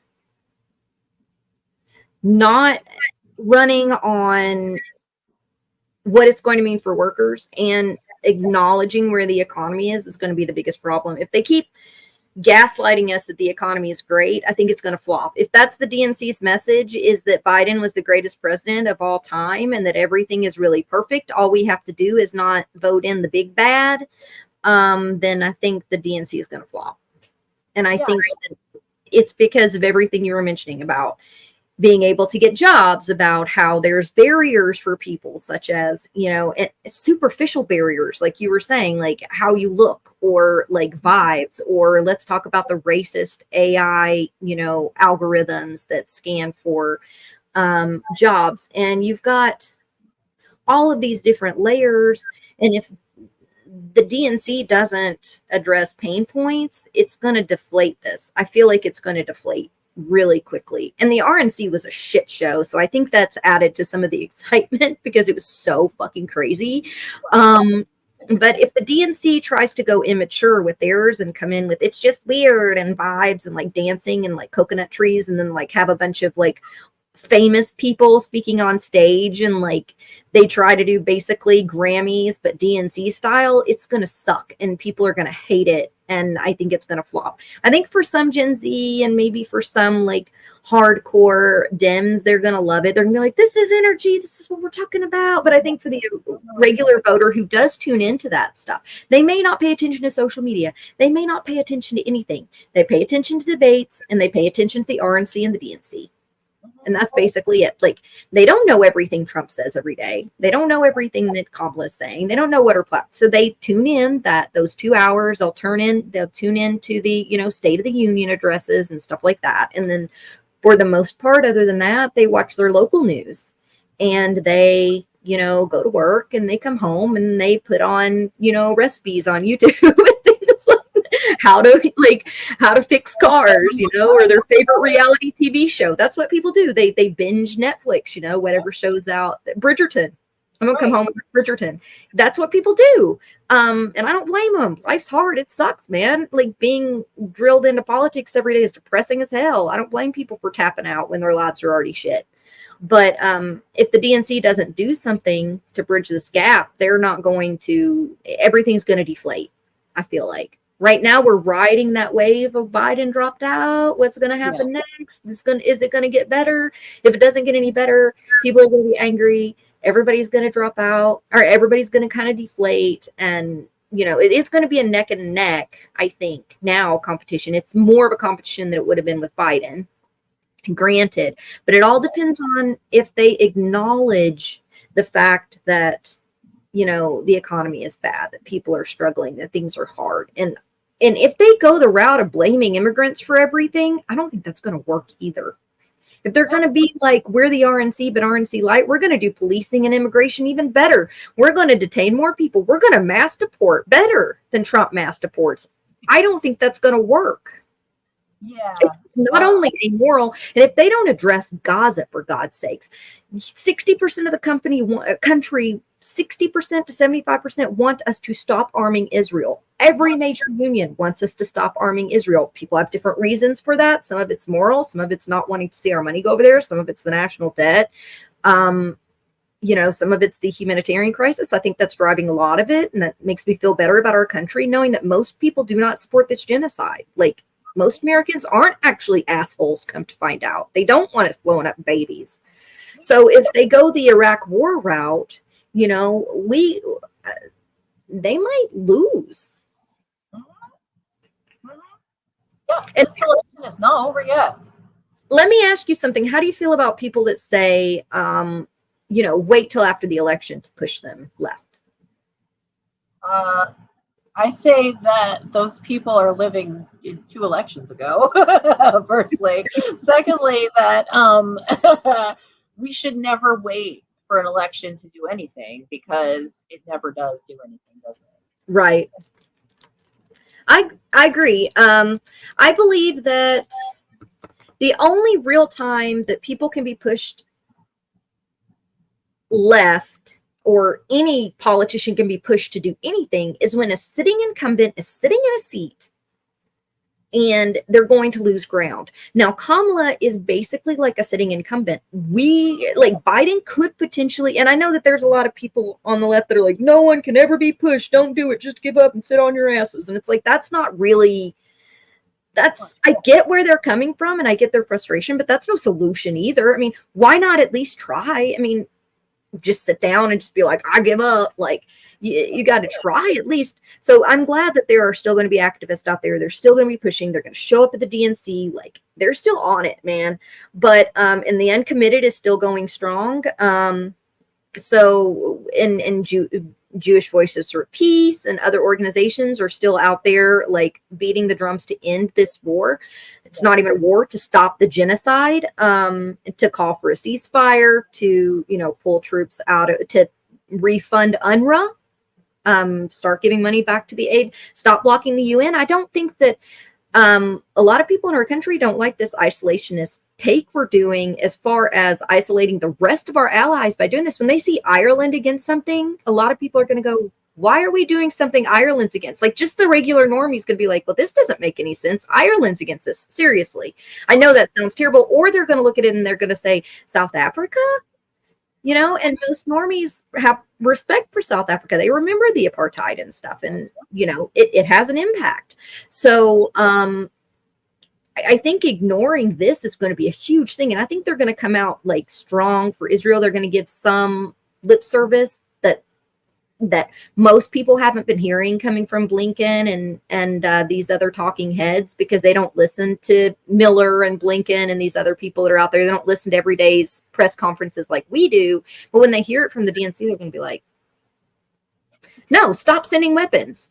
You know what I mean? And so I think that going out, you know, kissing Apex ass and like not talking about the economy and gaslighting on what a wonderful president Biden was when he had a 26% approval rating is going to flop. And I think that that's what they're going to do. Mm-hmm. So all this energy that's built up right now across the country, just because she's another choice, could really deflate at the DNC, I feel like. Mm-hmm. That's a great point. And I hope it does, honestly, because I think that's one of the most, I mean, if we want to be pushing people left ever, like, now is a great opportunity. And we should be, you know, we should be focusing on Palestine. We should be focusing on that one issue specifically. I mean, I think that is, you know, a huge rallying point for a lot of people in this country. And it is also, it's glaring that both candidates are willing to support the genocider. Glaring. And so that's something that can really push people to start thinking about independence, start thinking about third parties, you know, to start thinking about pushing the two red versus blue left. You know, I definitely think that this is a crucial opportunity for us to be doing that. And I certainly think that you know, give it like a week. Give it like a week, and then, you know, like, we're gonna start remembering that the Biden presidency is shit, and that Kamala is not going to change it, and that that, you know, we're actually still in the same predicament we were 5 minutes ago. Yeah, because people were excited, not just, I mean, the media was excited because of Biden's age. A lot of the country was concerned because of his age, but a lot of people that were just interviewed said it was his policies. So, I mean, you know, the media is like, oh, his policies are great. Everything's great for me and my McMansion. So it must just be that he's old, you know, like, no, that wasn't the only thing. And so now, you know, people are trying to separate Kamala from the administration by saying, oh, she's just the VP. She doesn't have but that's not the way normal people look at it. No. And that's not the way it happens. That's not the way. It's not the way you are a vice president. You toe the line, or you don't. she's a part of this administration, right? Yes, like, absolutely. And denying that's just goofy. Like, and people are already saying that she's Miss President right now because we're not hearing from Biden. So, like, what's happening with the Biden administration is going to follow her right to the polls. It is. And it's not just the right wing saying that, even though the right wing are saying that. It's regular people going, where's the president? Is she basically acting president right now? Like, did he step down from basically being president? Another thing that I don't think there's a group of people that don't like, and particularly independents, is the fact that there wasn't really another primary, and that primaries were kind of blocked, and that there wasn't really an electoral process there, and Kamala was kind of handpicked. So if the DNC does this handpicked thing, there's a lot of people that are going to be like, that's kind of weird. Yeah, that's something that people aren't talking about enough. That we had before Biden stepped down, he was already canceling primaries across the board. He was already canceling primaries.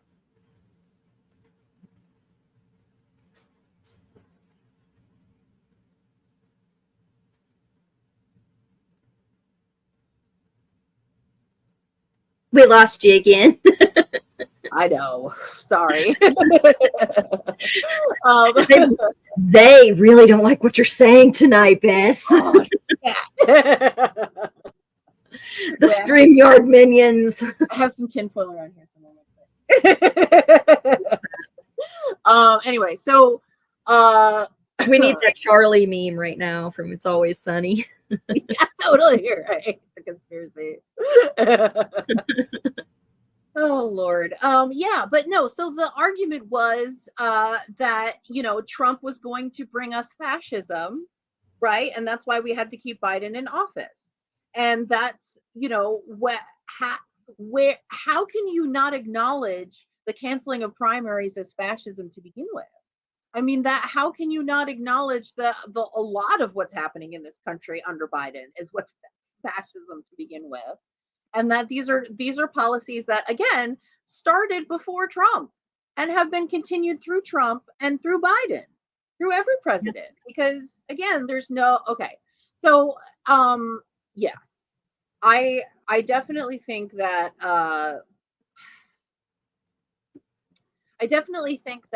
it's going to be like a different mood every week in this election. There's going to be like a new reality TV episode every week.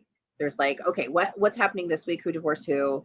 Who's bitch slapped who? It's going to be like that, you know. And they're going to try to keep it like that because there again is no daylight between the two parties. None. No. So what they have to fight about? So many Democrats are all worried about who's going to be VP, and I'm like, most voters don't give a shit. No. Mm-mm. They don't even know who these people are. They may know who the speaker is. Some people do, but a lot of people don't know who any of these people are, except for maybe Whitmer or Bashir and like a couple of people. Like no one knows. Like everyone's like, it'll be detrimental with Shapiro because of blah blah blah. No one knows who he is. Pennsylvania. But I mean, that's really. I mean, I'm being serious. Like people don't even half the time know who the vice president is. Like a lot of people don't know who the vice president. They'll know who the president is, but they don't even know. They don't know who's Secretary of State right now. Well, yeah, that's true. Well, we didn't know who Kamala was before she was vice president, and we were introduced to her to become vice president, and then she became a part of the quiet background of the Biden administration. So we lost touch with her for essentially 4 years. I pretty much didn't remember anything in the news about her one way or another. No. And all of a sudden we have to be reintroduced to her as if she's been our best friend for 4 years. Right. So as you know, I mean, hilariously, as little as we are going to care about her VP pick is also as little as we care about her. Right. So most people, they're going to be like, okay. And then they're going to go, and because Democrats have abandoned 65 to 70% of the seats across the countries and I've got an article coming out about this in like most of the quote unquote red states aren't red. North Carolina was quote unquote blue 15 years ago. Kentucky was blue. West Virginia was blue. Alabama had a blue state house. Wow. Before the DNC defunded their state party and stopped running people there. The reason their state house switched is because the DNC defunded these state parties. These state parties were poor, and so they didn't have the finances to run people. And so what ended up happening is that they basically handed the seats over to the most friend to the right wing. They're like, here you go. I know it. I know the Heritage Foundation's goal is to take over all local seats in state houses and city councils and everything else. Here you go. And so when somebody like in my area goes to their ballot box, there is not a dim on my ticket other than the presidency. So if they're going to vote for someone, they may just vote Republican down the ticket because they're going to vote for the mayor here, or well, the mayor's not running this year, but they're going to vote for whoever it is that they know or is on the ticket, or they're just going to look and it's all Republicans and they're going to hit that button. Right. I don't think that the calculations by pundits considers this fact that there aren't anyone running in half the states in the frickin' country that are Democrats, that the Democrats are just handing these seats over. So when people go to the ballot box and there's not any Dems even running in their area, they're just going to tick that R. What opposition, Democrats? What opposition? You're literally. How are you saving democracy by not running anyone anywhere? Yeah. And then you're going to foment about these state houses passing this draconian, anti-abortion laws, these draconian, anti-LGBTQ laws, these, a myriad, trying to push for child labor or, child marriage and like anti-union right to work laws and all of this other shit. You're not running anyone there. You've defunded their state parties when you're getting $2.9 billion in this presidential election. When you have almost over like $80 billion in this election cycle, you can't give just a little bit of that to the states to run people. Are you fucking crazy? That's because they don't care. That's because keeping these states red and painting us as fringe extremists is what helps keep them in office. Oh, look, there's this. They fearmonger about us similar to the way that the right wing fearmongers about immigrants. They do. They fearmonger about the South and they fearmonger about Appalachian states and stuff like that. Very similar. I just thought about that, but I hadn't really thought about that until now. Oh, yeah. You don't have to tell me. I live in Jersey. I get it all the time, to the point where I'm afraid to go to Appalachia. I'm afraid to go to the South. I mean, like I'm Jewish and I'm a lesbian and my fiance is Black. And we are afraid to go to certain parts of the country because of we got Black people everywhere around here. You know what I'm saying? It's just, Kentucky has the lowest police brutality rate in the country. We are one of the few that aren't trained by the IDF. Wow. And our police has been demilitarized and focuses on social services. That's a story that's not ever told. No, it certainly isn't. And in Louisville, they went the opposite route, and they have a Democratic mayor, and Breonna Taylor ends up getting shot in her home. Mm-hmm. Mm-hmm. But they went the opposite route of the rest of the state, which is practically demilitarized and focused on social services after Bashir got in. So, like, that's just a fact. I mean, those are just statistics. We have the lowest rate of police violence in the country. Mm-hmm. Yeah, and here, the police violence is terrible in New Jersey. The racism here is terrible in New Jersey and in Pennsylvania, which are right next door. There is racism, but when I lived in Columbus, when I lived up north, when I have encountered like these states, when I door knocked in New York, the racism was far worse. I was door knocking for AOC. You would not believe the kinds of shit I heard, like the whole time I was door knocking up there. That's just not my experience in West Virginia, Kentucky, Tennessee, organizing around here. There are racist people, yes, but the difference is that in these places where there's wealthy people, they put the BLM signs in their yard, but then they'll go in when they're looking to buy a home and they'll say, give me the racial demographics. Like, it's, and you know what that means, or give me the demographics, and you know what that means.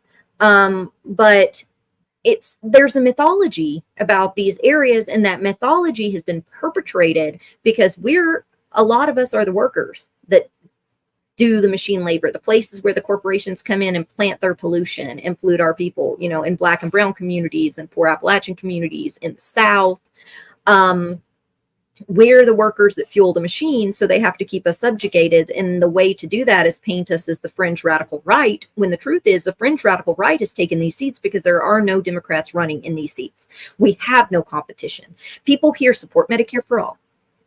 People here want to clean up our coal mines. They want the environmental pollution to go away, despite the coal company trying to pour all this money into propaganda.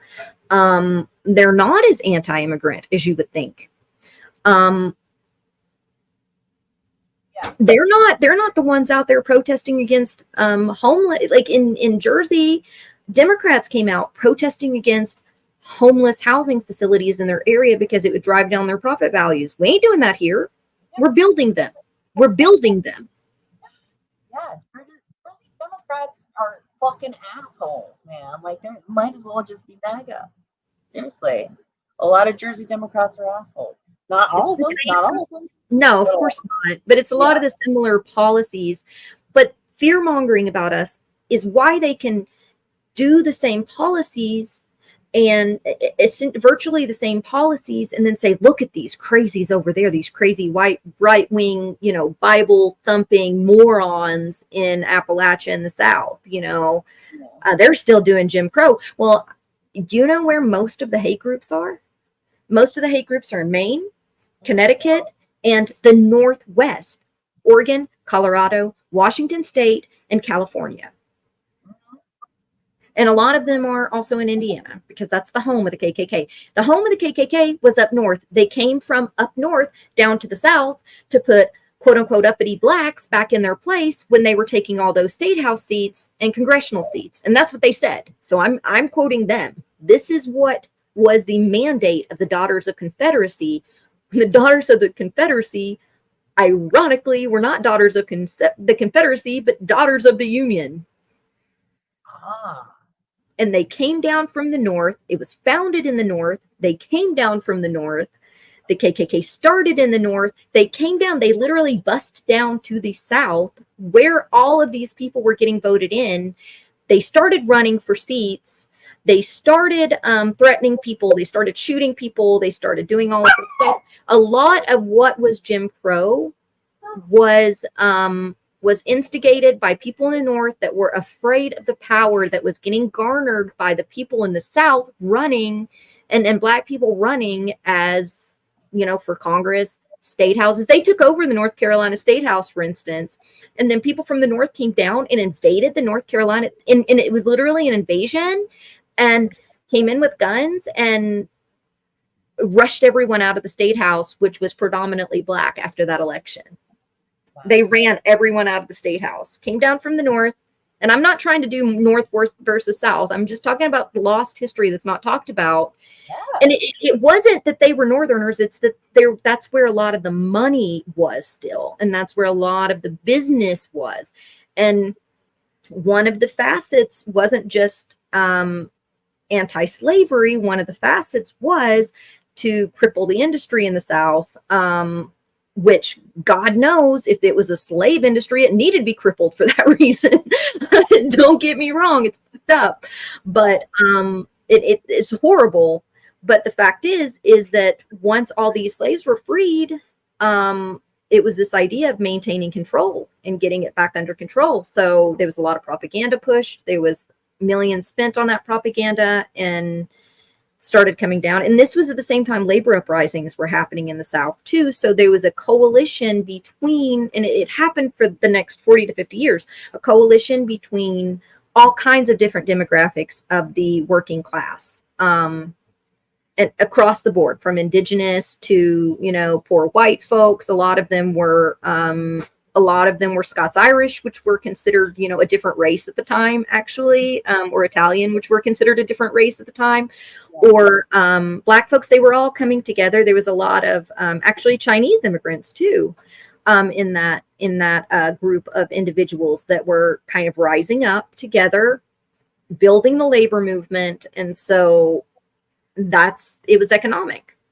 So they came down and that's what grew it. So now a lot of the hate groups are still up north. Have you ever watched Get Out?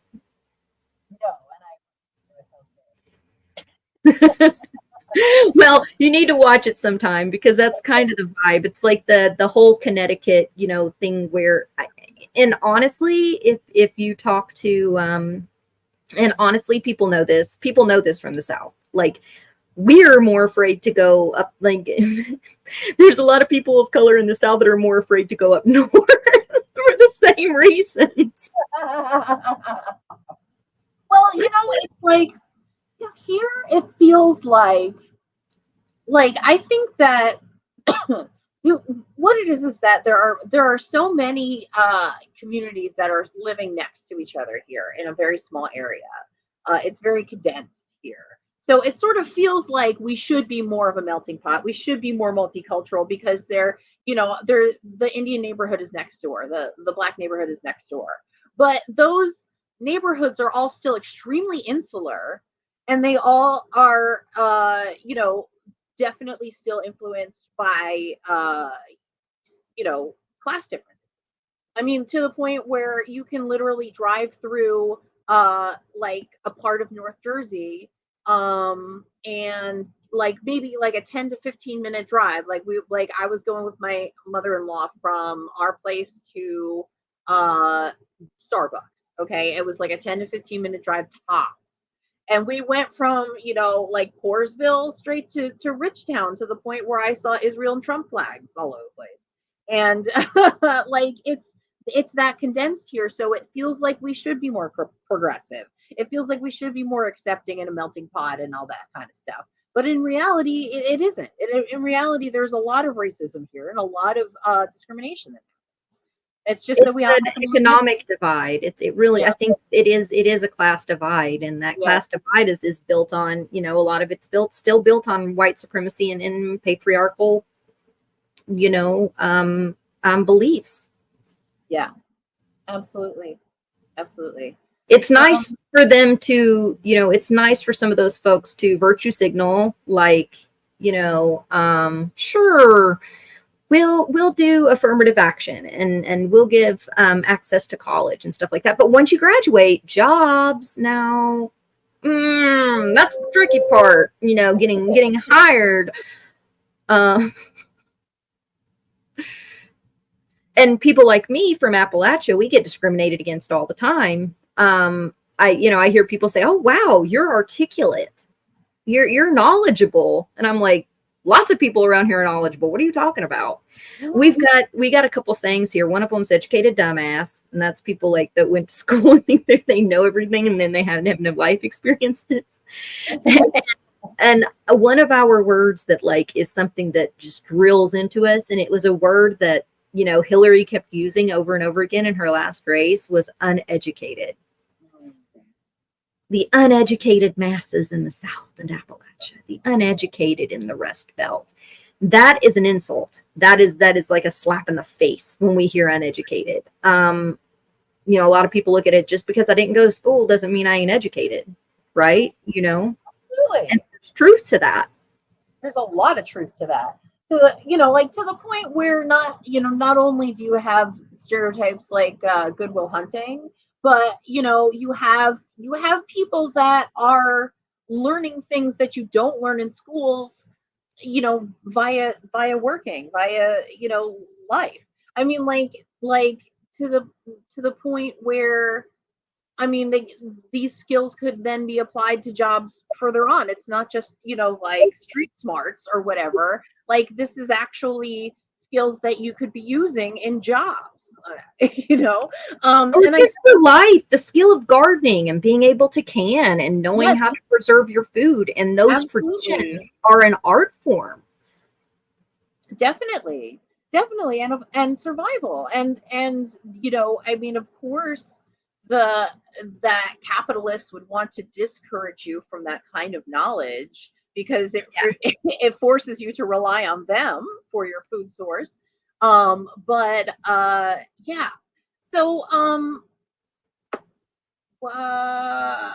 I took us in a weird direction there. That's on me. It was awesome, though. I wanted to add something, and I forget what it was now. And I just want to say, it's not to like disparage people up north. There's plenty of amazing people up there. But it is a fact that is where a lot of the hate groups right now are concentrated. And it is, and the Dem Party are just gaslighting us about where a lot of what is seeding and fueling and creating this, such as defunding the state, such as the mythology about poor people, such as the mythology of the workers in the Rust Belt in the South. All of these mythologies play into the reason that you've got Blue No Matter Who going, oh, well, Bashir should leave Kentucky because they don't deserve him anyway. We voted him in. What are you talking about? They're like, how did he get voted in a red state? He must be a centrist. He's not really. He's pretty damn progressive, to tell you the truth. He's not really a centrist. We voted him in because of his policies, because he promised to give us universal health care, and he has extended our health care considerably in the state, because he was pro-union, because he went to a pro-Palestine rally 3 days before his election date. We voted him in because he is anti-war. We voted him in because of these things. We voted him in because he said he would focus on demilitarizing the police and focusing on social services and proper training. We voted him in for these things. And so, like, you know, to say that they don't, because of a couple presidential elections where you ran the worst candidates on the frickin' planet. I mean, you ran Hillary, nobody likes her. You think that that's a definition of the entire state of Kentucky or the entire state of North Carolina, or, you know, and they never ever talk about the fact that these states used to be blue, because they don't even, there's no point of them even researching us or talking to anyone from there. They have no one on their staff that's hired from these regions. All of the people on their staff went to GW. Most of them are from the DC Beltway or from these elite schools. They're all from the same, like, zeitgeist, from the same system. Yeah. So they're not even exposed to us. It's like the literal school of thought. Bigotry. It really is. And it's so pervasive. And I hear so much hate from my region. You know, I made a post today and a bunch of them were saying it's so ignorant. Nobody in these regions are going to vote. We have to vote against them, because if not, fascism is going to take over the country. There's just fascist in the South. There's just fascist. It's all fascist. And I was like, dude, no, actually, that's not, it's just not real. It's not real. And I understand why they feel that way, because that's the propaganda they've been taught. Honestly, just like you said, you know, folks are afraid to come down here. There's no reason to be, but people are. And yeah, absolutely. Some of these regions are safer, you know, and are like, well, because one of the points I wanted to make sure to make was that was that you know, we have a lot of white supremacy in cops. So you'll find areas where there are a lot of cops and a lot of funding for the police. You'll see that there's a lot of white supremacist activity. And I'm not saying that, you know, the cops are the only white supremacists, of course not. But there are chapters of white supremacist organizations that are cops, that are entirely consistent. Mm-hmm. So it's notable. It's notable to say so. You know, something that's interesting, it's just a little story it reminded me of. We had a BLM rally here in London, you know, here where I live in a small town in southeastern Kentucky. And yeah, a few rednecks showed up with their big trucks and their Trump flags or whatever stupidness. And their All Lives Matter stickers. And they were trying to blare music and rev their engines and stuff. And the cops blocked them off. Our cops actually formed a line and blocked those trucks so that we could have our rally. And I was like, Now, we have corrupt cops and stuff too. I'm not saying that, but I thought wow, I was like, whoa, you know, in other places, they're like cops are beating the crap out of protesters. And here they're like blocking off the streets. The same thing happened for our pro-Palestinian rallies. The cops literally blocked the violent people from our rally goers in like Lexington and Richmond. So like it's just a different dynamic. But yeah, they were running off the races. Some of the cops were like flipping them off, you know, and it's different. I'm not saying that our cops are great. I'm not pro-police by any means. Right. But I am saying that it's different. You know, it's just a different culture. And I think that that's an interesting juxtaposition, because people would imagine that here, you know, if you had a BLM rally and several hundred, we had probably 400 or 500 people at it. Like, it was big. For a small town of like 10,000 people, that's pretty big. You would think that it would like escalate into violence or something, because all these crazy Christo-fascists would come out and, you know, be shooting at you and everything else. No, that literally the cops blocked off the street to run off the 10 trucks that showed up to be a-holes. That's what happened. We didn't even have counter protesters. That was like the counter protesters. And so like there is a mythology, and several times a year these people come down from these other places where these hate groups are, and they try to come down here, and like they'll put their signs up and everything out. The whole town, just about the whole town, will show up. This happened in Harlan a couple of years ago, Harlan, Kentucky. This happened in Pikeville, Kentucky. This happened in rural West Virginia as well. These people showed up, with like their right wing things, thinking these are my people. They got ran out of town every time, like ran out. Like the whole damn town showed up, and they're like, not here. We don't want no damn Nazis here. We don't want no damn KKK here. Get out of our town. And they were shocked. Like these guys were like, what's going on? Because they expected, because of the mythos, they expected to come down here and these would be their people. They would feel at home, but instead, get fuck out of here. Not in our neck of the woods, buddy.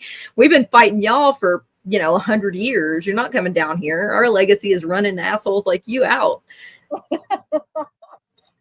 It is funny. There are news stories about this. I have to share them with you sometime, but they're quite funny. Anytime they try to roll up in here, they get ran out, though. And people come with guns to run them out. It's so funny. Because, like these people are also like pro Second Amendment, and it's like these people, they're like, get out of our town. And they're like, okay. I'm like, that Civil War is going to work out real well for you, buddy. Your whole like LARPing, like you come down here and LARP, we ain't down with it. You just aren't down with it. Get out of here. Oh, I remember the other thing I wanted to bring up. You had mentioned that, and specifically Hillary had said it a lot, that she characterized people as uneducated, people in Appalachia, people in the South uneducated. And I think that there's a specific reason for that. And it's not just, the history that you've presented is very fascinating to me. And I can't wait to read more about it because I know that you're going to be writing about it. But I also think that there is within the liberal elite bubble, which I can safely say that I've grown up in, that the misconception that poverty is because of poor education. Poverty is, you can lift yourself out of poverty through education. And that is a lie. That is a fucking lie. I will tell you that as somebody with a master's degree on food stamps. Right. That is a fucking lie. And education is, education is essentially and used to be a mark of class. And that's why education and having a degree meant something.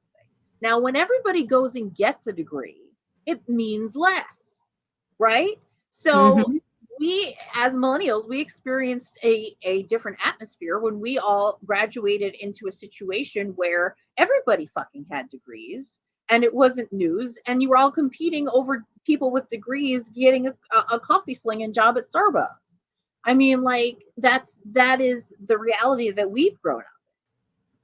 So I just wanted to at least second what you were saying about what a terrible lie that is, that people are uneducated if they don't go to these Ivy League schools, if they don't have upper crusty jobs or whatever. The idea of education and the idea of academia in general is defined by the upper class.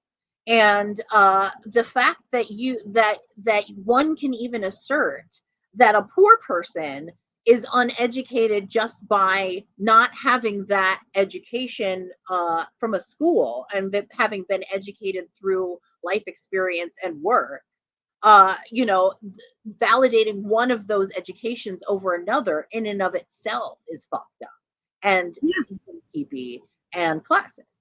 And there's a whole zeitgeist where zeitgeist, I don't know why I keep choosing that word, but there's a whole strata where people with state colleges are looked down upon as opposed to people that went to Ivy League schools or private schools. That's a whole thing. That's a whole other social strata. that they have in place that is extremely difficult for people. Their only option is to go to straight state schools because that's all that they can afford. And some state schools are amazing. My school was awesome. It was one of the leading schools in the country for journalism, and it taught actually ethical public relations, not propaganda. They taught us the difference between propaganda, spin, and ethical public relations, which they framed as working to do, to help out with social good, social programs, nonprofits, stuff like that. That was the focus. I was PRSA accredited, which was one of the only schools in the country that did that. So it's very different than like a marketing spin doctor kind of thing that you'll get at a lot of the private schools, even that kind of teach you that stuff. Like the Whartons of the world teach you something very different than I was taught at my school. But it's like they still have that extra gatekeeping level. Now, education is great. I think that going to college for things has a lot of merit. If you go for a doctor, nursing degree, any degree can be amazing. I think that we should encourage that. That should be, but it shouldn't be gate kept for jobs, and it shouldn't just be for getting work. I think education needs to be move beyond just a vehicle to get for labor, move beyond just a vehicle for capital, because that's all it is right now. And education be something that we should seek as human beings. But also there's not a lot of opportunity for someone from Appalachia to go to school, medical school or law school, or, technical jobs in, to go to like extensive graduate programs to get a PhD and stuff like that. Like it's a lot harder for poor people to do that. I bet it was a struggle for you to get even the master's degree because there's so many barriers. And so but even once you get all those degrees, you're still defined by your zip code, you're defined by your race, and you're defined by your class strata. If the, structures that be are in place to keep people in their quote unquote place. And so even when people go to get an education, which I think it can be great, to go and get a post-secondary education, like one from an institution, can be wonderful. A trade school, there's a lot of trade school educations that are amazing.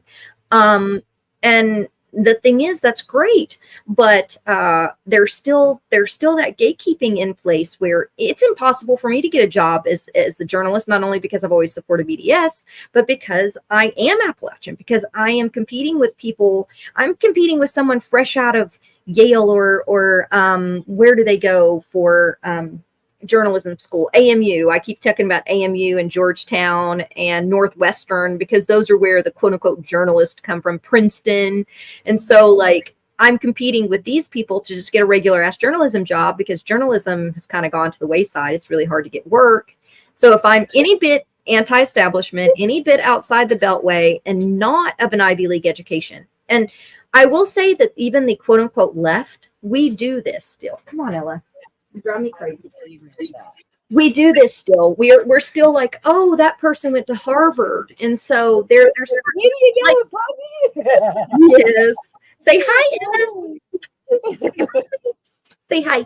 Can you say hi? She's like flailing. Okay. I like Brianna Joy Gray, or I agree with her on a lot of stuff, but when people speak about her, they'll often be like, she's from Harvard, so she's some kind of they'll put her up on that pedestal because of where she went to school. Even on the left, I hear that, and that is really bad in the neoliberal circles, especially. And I will tell you, it's not as prevalent on the right. And that's one thing that the neoliberals have to contend with when it comes down to their messaging and stuff like that is that Democrats have to contend with their elitism on these kinds of things. Because it really isn't as prevalent among the right. They don't care. You could be a small business. You can run for office and been just about anybody. And if you're popular, the GOP doesn't block their candidates. They don't do the same thing the Dem Party does. They don't do the same kind of gatekeeping. It's kind of crazy. Wow. You can be any nutsoid and run for but you can also just be someone that believes in their values that they believe in, which are a lot of them are terrible, and run. But as a Dem, you can't just be someone who believes in what they espouse as Democratic Party and run. You have to be hand-picked. You have to be selected. The party has to, knight you into it. Yeah. Absolutely. Okay. So should we take a second to talk about Jill Stein? I kind of wanted to talk about sort of feminism and Kamala and and Jill Stein, and maybe how it's going to affect the race going forward. I personally don't think, like, I think Jill possibly had better prospects when it was two fighting grandpas. And she was the clear winner because she could put a sentence together. And now, I mean, I still think she's the clear winner for a lot of reasons, because I definitely think that, her policies are far better, and she's far kinder and more intelligent of a human than a lot of the other people we're discussing. But how do you think this development is going to affect things for her, and going forward? Like, do you think that she might become somewhat of a threat to Kamala because of I don't know, how do you think it's going to affect things? I think that people are, I think now that Kamala's in the race, it's a distraction from Jill's race. I feel like there were a lot of people that were saying, we're not voting for Biden, we're going to vote third party, that I'm seeing just online, which I know online isn't really reflective, but that are now saying, oh no, we're coconut pilled, like this is the more logical person to get behind. And I think that she has a lot of barriers because they won't let her into a debate. The media doesn't cover her enough. I think that they were covering her more for just a little bit because Biden was still in and he was so unfavorable that they were looking more at third parties for a moment.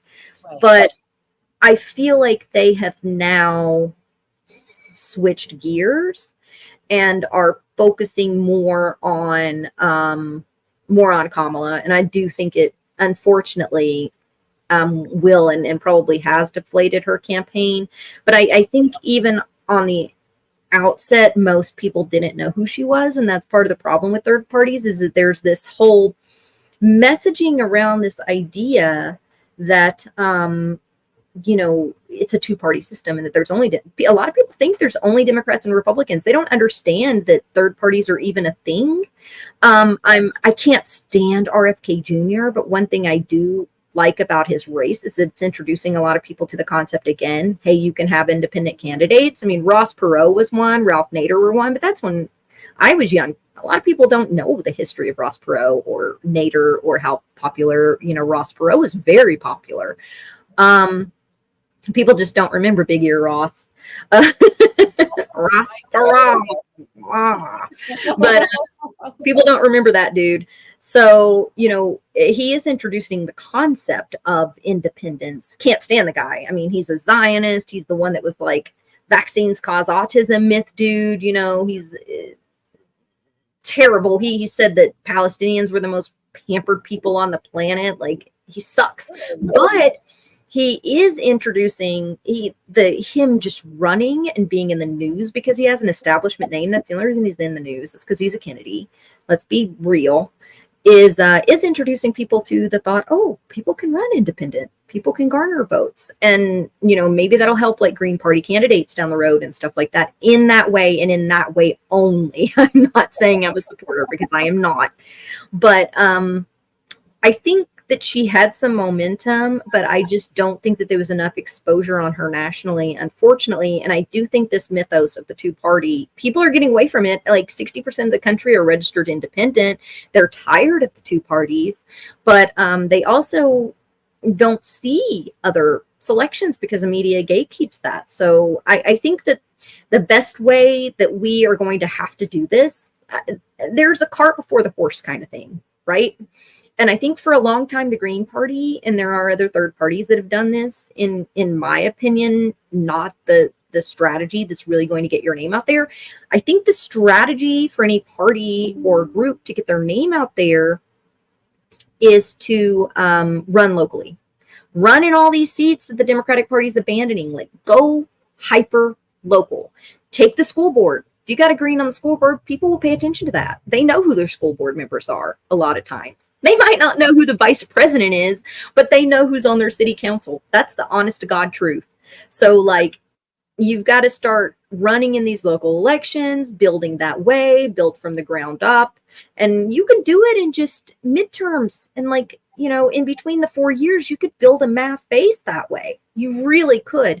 But I think that a lot of parties like the Greens kind of, a lot of their focus was on let's build momentum by having an exciting presidential candidate. And that just has not worked. And they've been doing it for 20 years and it's just not working. It needs, the gears of that needs to shift for that party, and just needs to shift in general.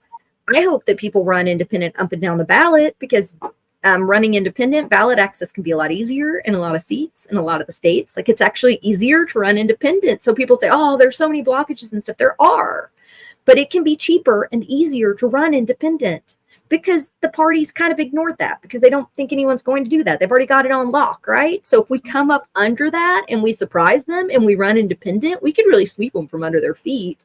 And then you could run an independent candidate and you don't even have to organize a party. It can be a loose party. It can just be something like, I thought about starting an organization called Zero Confidence, and then pushing people to run as a zero confidence candidate, not under an official banner, not under an official party, but zero confidence. And these are some of the policies that we support. So you kind of get an idea, oh, this is a zero confidence candidate. And then running across the country like that and organizing that way. And you could do that as like a loose organization. You don't even have to be a party. You can just run independence. Yeah. That's not something that's being explored. People are like, either you have to start a third party or do nothing. And it's very hard to start an actual party, but it's very easy to run independent. So even if Greens in places where they don't have ballot access ran independent, run independent. Don't run under the party. Just say, I affiliate with the Greens. I endorse the Greens. I have the vibes of a Green. I support the Green Party. They can do that. Literally, they could organize and run independent in hundreds of seats, you know, across the country, thousands of seats. It's something like 36,000 are uncontested this year, 74%. It's a lot of seats to challenge. And that's where I think that Jill Stein's campaign kind of deflated, is that the Green Party sort of lacked that momentum building up on local races. I know that there were state parties trying. I know that there were candidates that ran, and kudos to them, and that's amazing. But I think national has been and has always been too focused on running the presidency. They've been too focused on POTUS as like their saving grace. And I just don't think that. I think that model has been proven not to work very well. Okay, that's cool. I think that if Jill is to maintain any kind of foothold in this election, I think that I would like to see her and the left continue to push for Palestine. I think that is the one sort of, you know, like wedge issue that we can use. She could carve out. I agree. Yeah. So I would like to see more of that. And I mean, I've seen a lot of that in the past too. They've been great on Palestine, and I hear also they're now collaborating with PSL, also for pro-Palestinian protests. I hope that's true. So I hope to see that coming together in the future. I hope to see I hope to see people not be taken in by the reality show duopoliness of this situation and where this is going. Although I hope to see that. I don't know if I necessarily believe that I would see that. Because in a lot of ways, I think this is validating us, and drawing us into politics in a way that we haven't been drawn into it for a long time. In a lot of ways, you can think about politics in like maybe even like the 20th and 30s being something where it's a little more of a street act, a little more of a fist fight, like that kind of got lost along the way when I don't know, through the 40s and 50s and 60s, when people try to start taking themselves extremely seriously. And the economy boom allowed them to do so. And now again, so we have been, like we have progressed to a point now where we're sort of back in a different pattern. We're back into the the political media competing with all kinds of media for your attention, essentially. And that was a place that existed, that was a thing that existed like maybe more turn of the century. When the radio sprung up and Right, TVs first exactly. sprung up, and then Hmm. that was back. That was why FDR did his fireside chats back Hmm. then. Yeah, Yeah. exactly.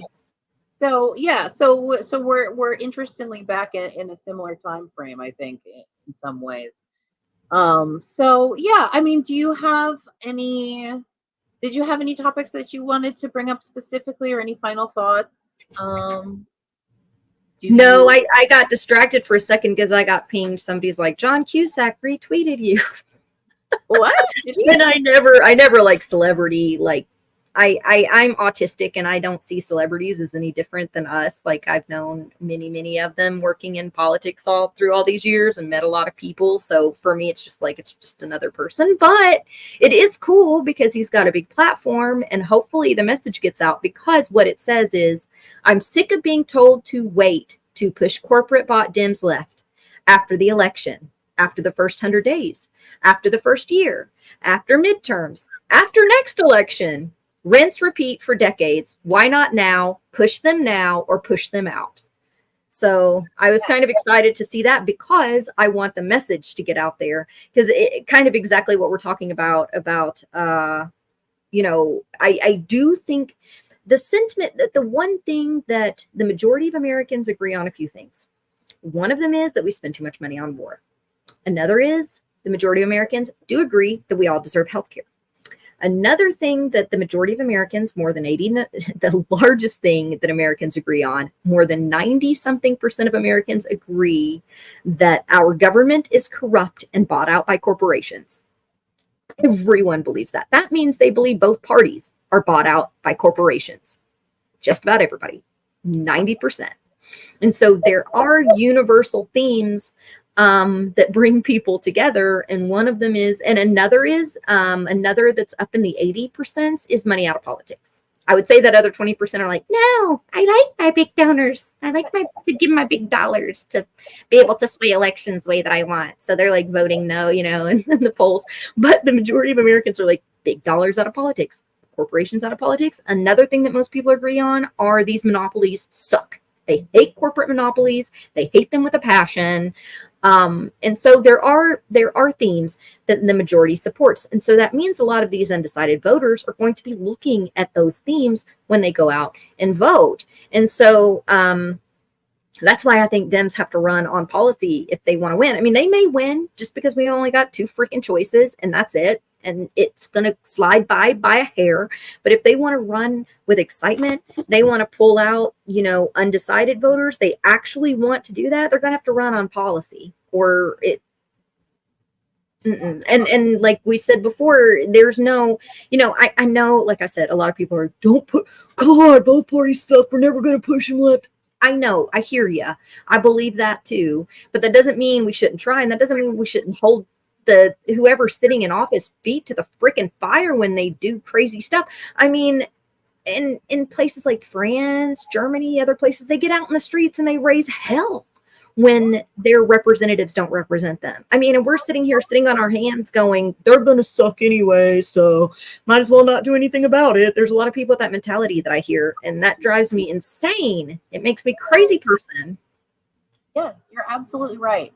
You're absolutely right. But it gives me a little bit of hope that, like John Cusack would retweet that. And it leaves me a little bit of hope that Jon Stewart said on TV when he basically declared that both Biden and Trump were ridiculous and did not deserve the presidency. That pushing for people first policies is an everyday fight, and that you cannot depend on a hero that you can elect. That's not happening. Exactly. So yeah, we don't need heroes. We need bullhorns. That's right. That's what gives me just a little bit of hope that, like, maybe like maybe we're not going to buy into it this time. You know what I'm saying? Maybe some of us are coming over a little bit. Yeah, I think a lot of people see it. They just don't feel like we have any choice, or they just don't go to the polls. Like, our voting turnout in the US sucks. Like, it's terrible. But, you know, it is exciting to see someone like a John Cusack retweeted, although he did go to like some brand new Congress events and events like that in the past. Like, I'd seen him kind of in the background, you know, helping with supplies and stuff. Good guy. But the fact is that I've been doing this messaging for 8 years now, 9 years. And before, it was seen as fringe, very, very fringe, you know, and that's changed considerably in the last decade. It's not fringe anymore. You know what I mean? Yeah. And I think that it is the mainstream thought. Like, why aren't you guys doing anything? Why do we keep losing everything? When you take away the labels of right, left, all of that, most people agree on most issues. I mean, most people agree on most issues when you take away those labels. And so people are like, why aren't they doing anything for us? Why is my healthcare so expensive? Why is my car insurance so expensive? Why can't I afford a roof over my head? Why can't I get a job because I went to school? Why am I getting discriminated against as a person of color still in 2024? I mean, most people still agree with a lot of the things that are still happening. So we still have a lot of places to go as Americans. I'm not saying that we don't have a lot of room for growth, but I am saying that the mainstream media isn't reflective. I don't think social media is really reflective of where people are. I think the only way that you can really know is to go out there and talk to people, do the work, do the voter analysis, all of that stuff. And these pundits just don't do that. So we get this concept of the country that's very, very skewed and very, very biased and very, very elitist. And it's extraordinarily, there's nothing more out of touch than our mainstream media. Sorry, I'm rambling again. This is my autism and being late in the afternoon and having a Red Bull. So Oh, that's good. I love it. I love it every time. Stop. So I definitely agree. And I definitely think that isn't it like 80% of Americans that live paycheck to paycheck, or what's the percentage? Do you remember? That live paycheck to paycheck? It is like 65%. There's a little bit of a middle class. There's about a 10% of like a middle class. And then it is like 15% in the upper echelons. In the very upper echelons, it's 1%.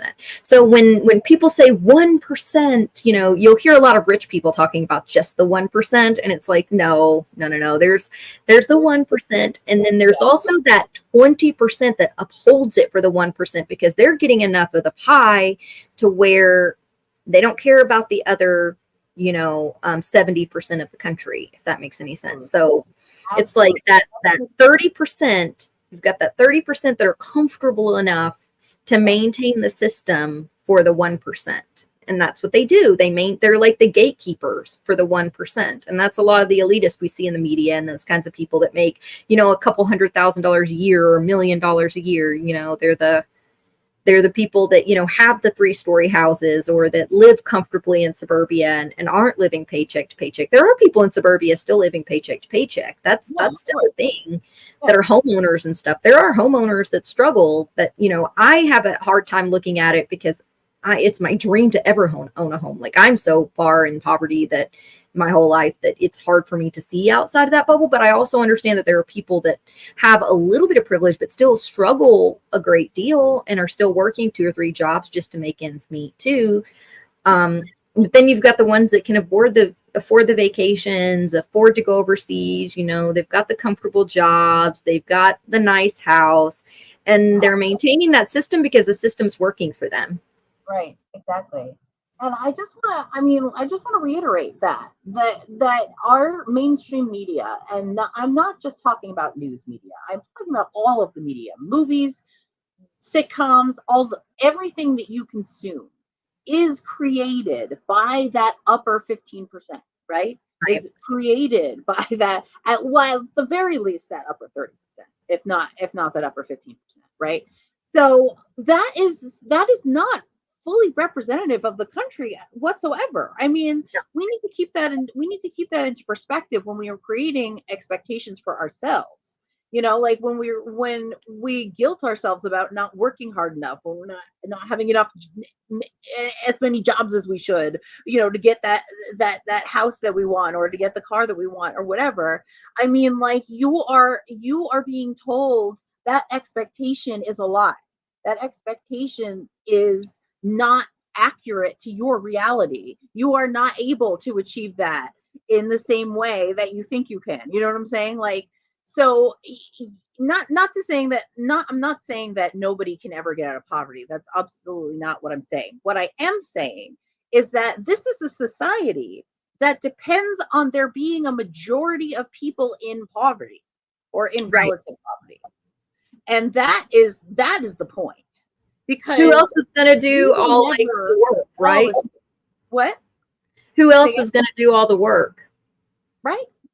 Exactly. So I mean, you know, you either have to be cutthroat enough to be like, yeah, all I care about is me, so fuck it, and I want to be the new king on the hill, or you know, you have to acknowledge that we need a different type of society in which there is more equality in general, in which a Mhm. society does not depend on there being, like, you know, my mother-in-law calls it slavitude. You know, so that's something that we need to be talking about more too, I think, on a national level, and that we definitely need to acknowledge that, you know, how swayed our media is, and how even though, you know, media has advanced to the point where we're able to see, like, behind the scenes stuff, we're able to sort of like interact with our celebrities to a different degree at this point. Like, we feel like we have a relationship with them, and that's a little bit dangerous because we don't, and they don't know you. And you're not never going to benefit from that. You can't call them up and be like, hey, can you loan me $10 today? Like, No, this is not a real relationship for you. And that is that's something we sad, need isn't to it? reiterate. Yeah, we need to keep reminding people. I mean, because on an emotional level, it feels real, you know, and that's important in a lot of ways. But it's also, you know, it's also important to keep a serious perspective of who you're having relationships with, and what you think, you know, what your expectations for your own life are because of that, right? Right. Exactly. So, yeah. Exactly. You know, in Appalachia, we used to do things like we would have these one of the traditions was that kind of everyone gets together and everyone shares whatever extra crops they have, and they kind of trade out bushels. Like, some people grow more corn, some people grow more tomatoes, some people had a really great cucumber harvest, and then they'll all share. And then, like, at my mama's, for instance, we had this giant cauldron, and like this huge witch's cauldron. It was like 5 foot wide, and we would do mass canning in it, like canning, and people would come down. We would like sterilize all the cans, all the, you know, mason jars and stuff, and then we would come and we'd have a huge potluck and a canning party, and like all the people from like that part of the county would come to Mama's, and they'd be like all kinds of people at her house, and we would have this big party. And that's what we did. That was one of the community things. Like, if someone went, and we would, I don't know, split a hog or split a cow. I know that sounds crazy, but, and then somebody would have a smoke room, and then we would go and use their smoke room, and then give some, there was a lot of bartering and stuff like that happening, but it was all in like community love, and it was all in that spirit, and it was just the spirit of giving. And that's one way that our region survived as such a poor region and thrived, was because we gave back. We would go shopping at our local grocer. We would go, you know, support our local businesses. And that was a point of pride. And we still kind of do that. But I think some of those traditions have been lost along the way, all over the country. And one of the reasons that Americans are one of the few that pushes kids out of their home at 18. Like, it's something wrong to live with your parents. Intergenerational households are global. Like, that's a global thing to have an intergenerational household. That's normal. That's human, actually, to have a generational household. It's human, like, to stay together, help each other, help your cousins, help your family with the kids, like, do all of this stuff is an extremely human thing. We've only stopped doing it, especially in the Western culture. We really adapted it from the Dutch, because that's kind of their traditions. But in the Western culture, this is brand new. It's only been around for the last 60 years, ever since we had like the mass builds of the suburbs and stuff. After FDR's New Deal, there was this idea: get out of the house, push you out of the house. Like, if your whole family lives down the same street, there's something wrong with you. That's weird, you know. Like, there's this whole like concept of that being a problem. When no, it's amazing. It also takes you away, right, from that like agrarian sort of financial structure.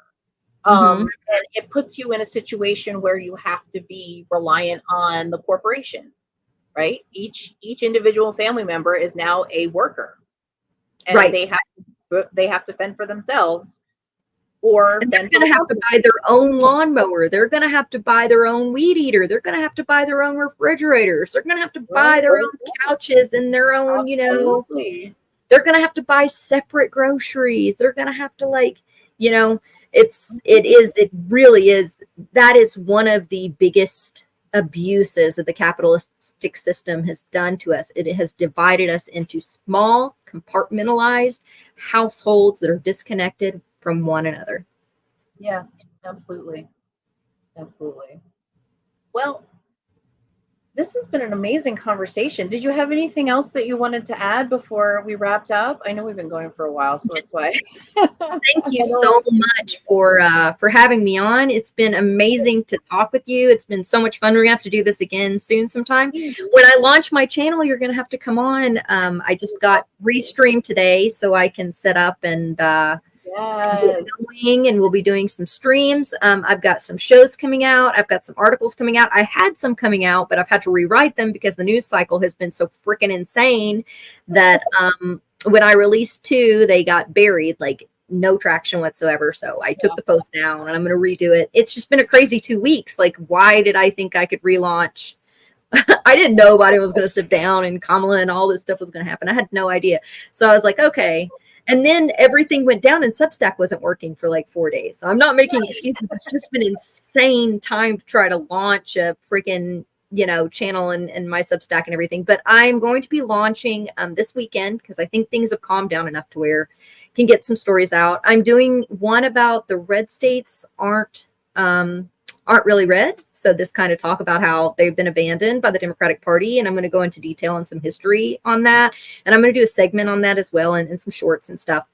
I'm going to do a short article about JD Vance that digs into his book, because I think that people are starting to ignore that now again. And I think it's a good time to have a reminder he ain't from here. And here's the reasons why he sucks. It's his policy and how he looks at poor people.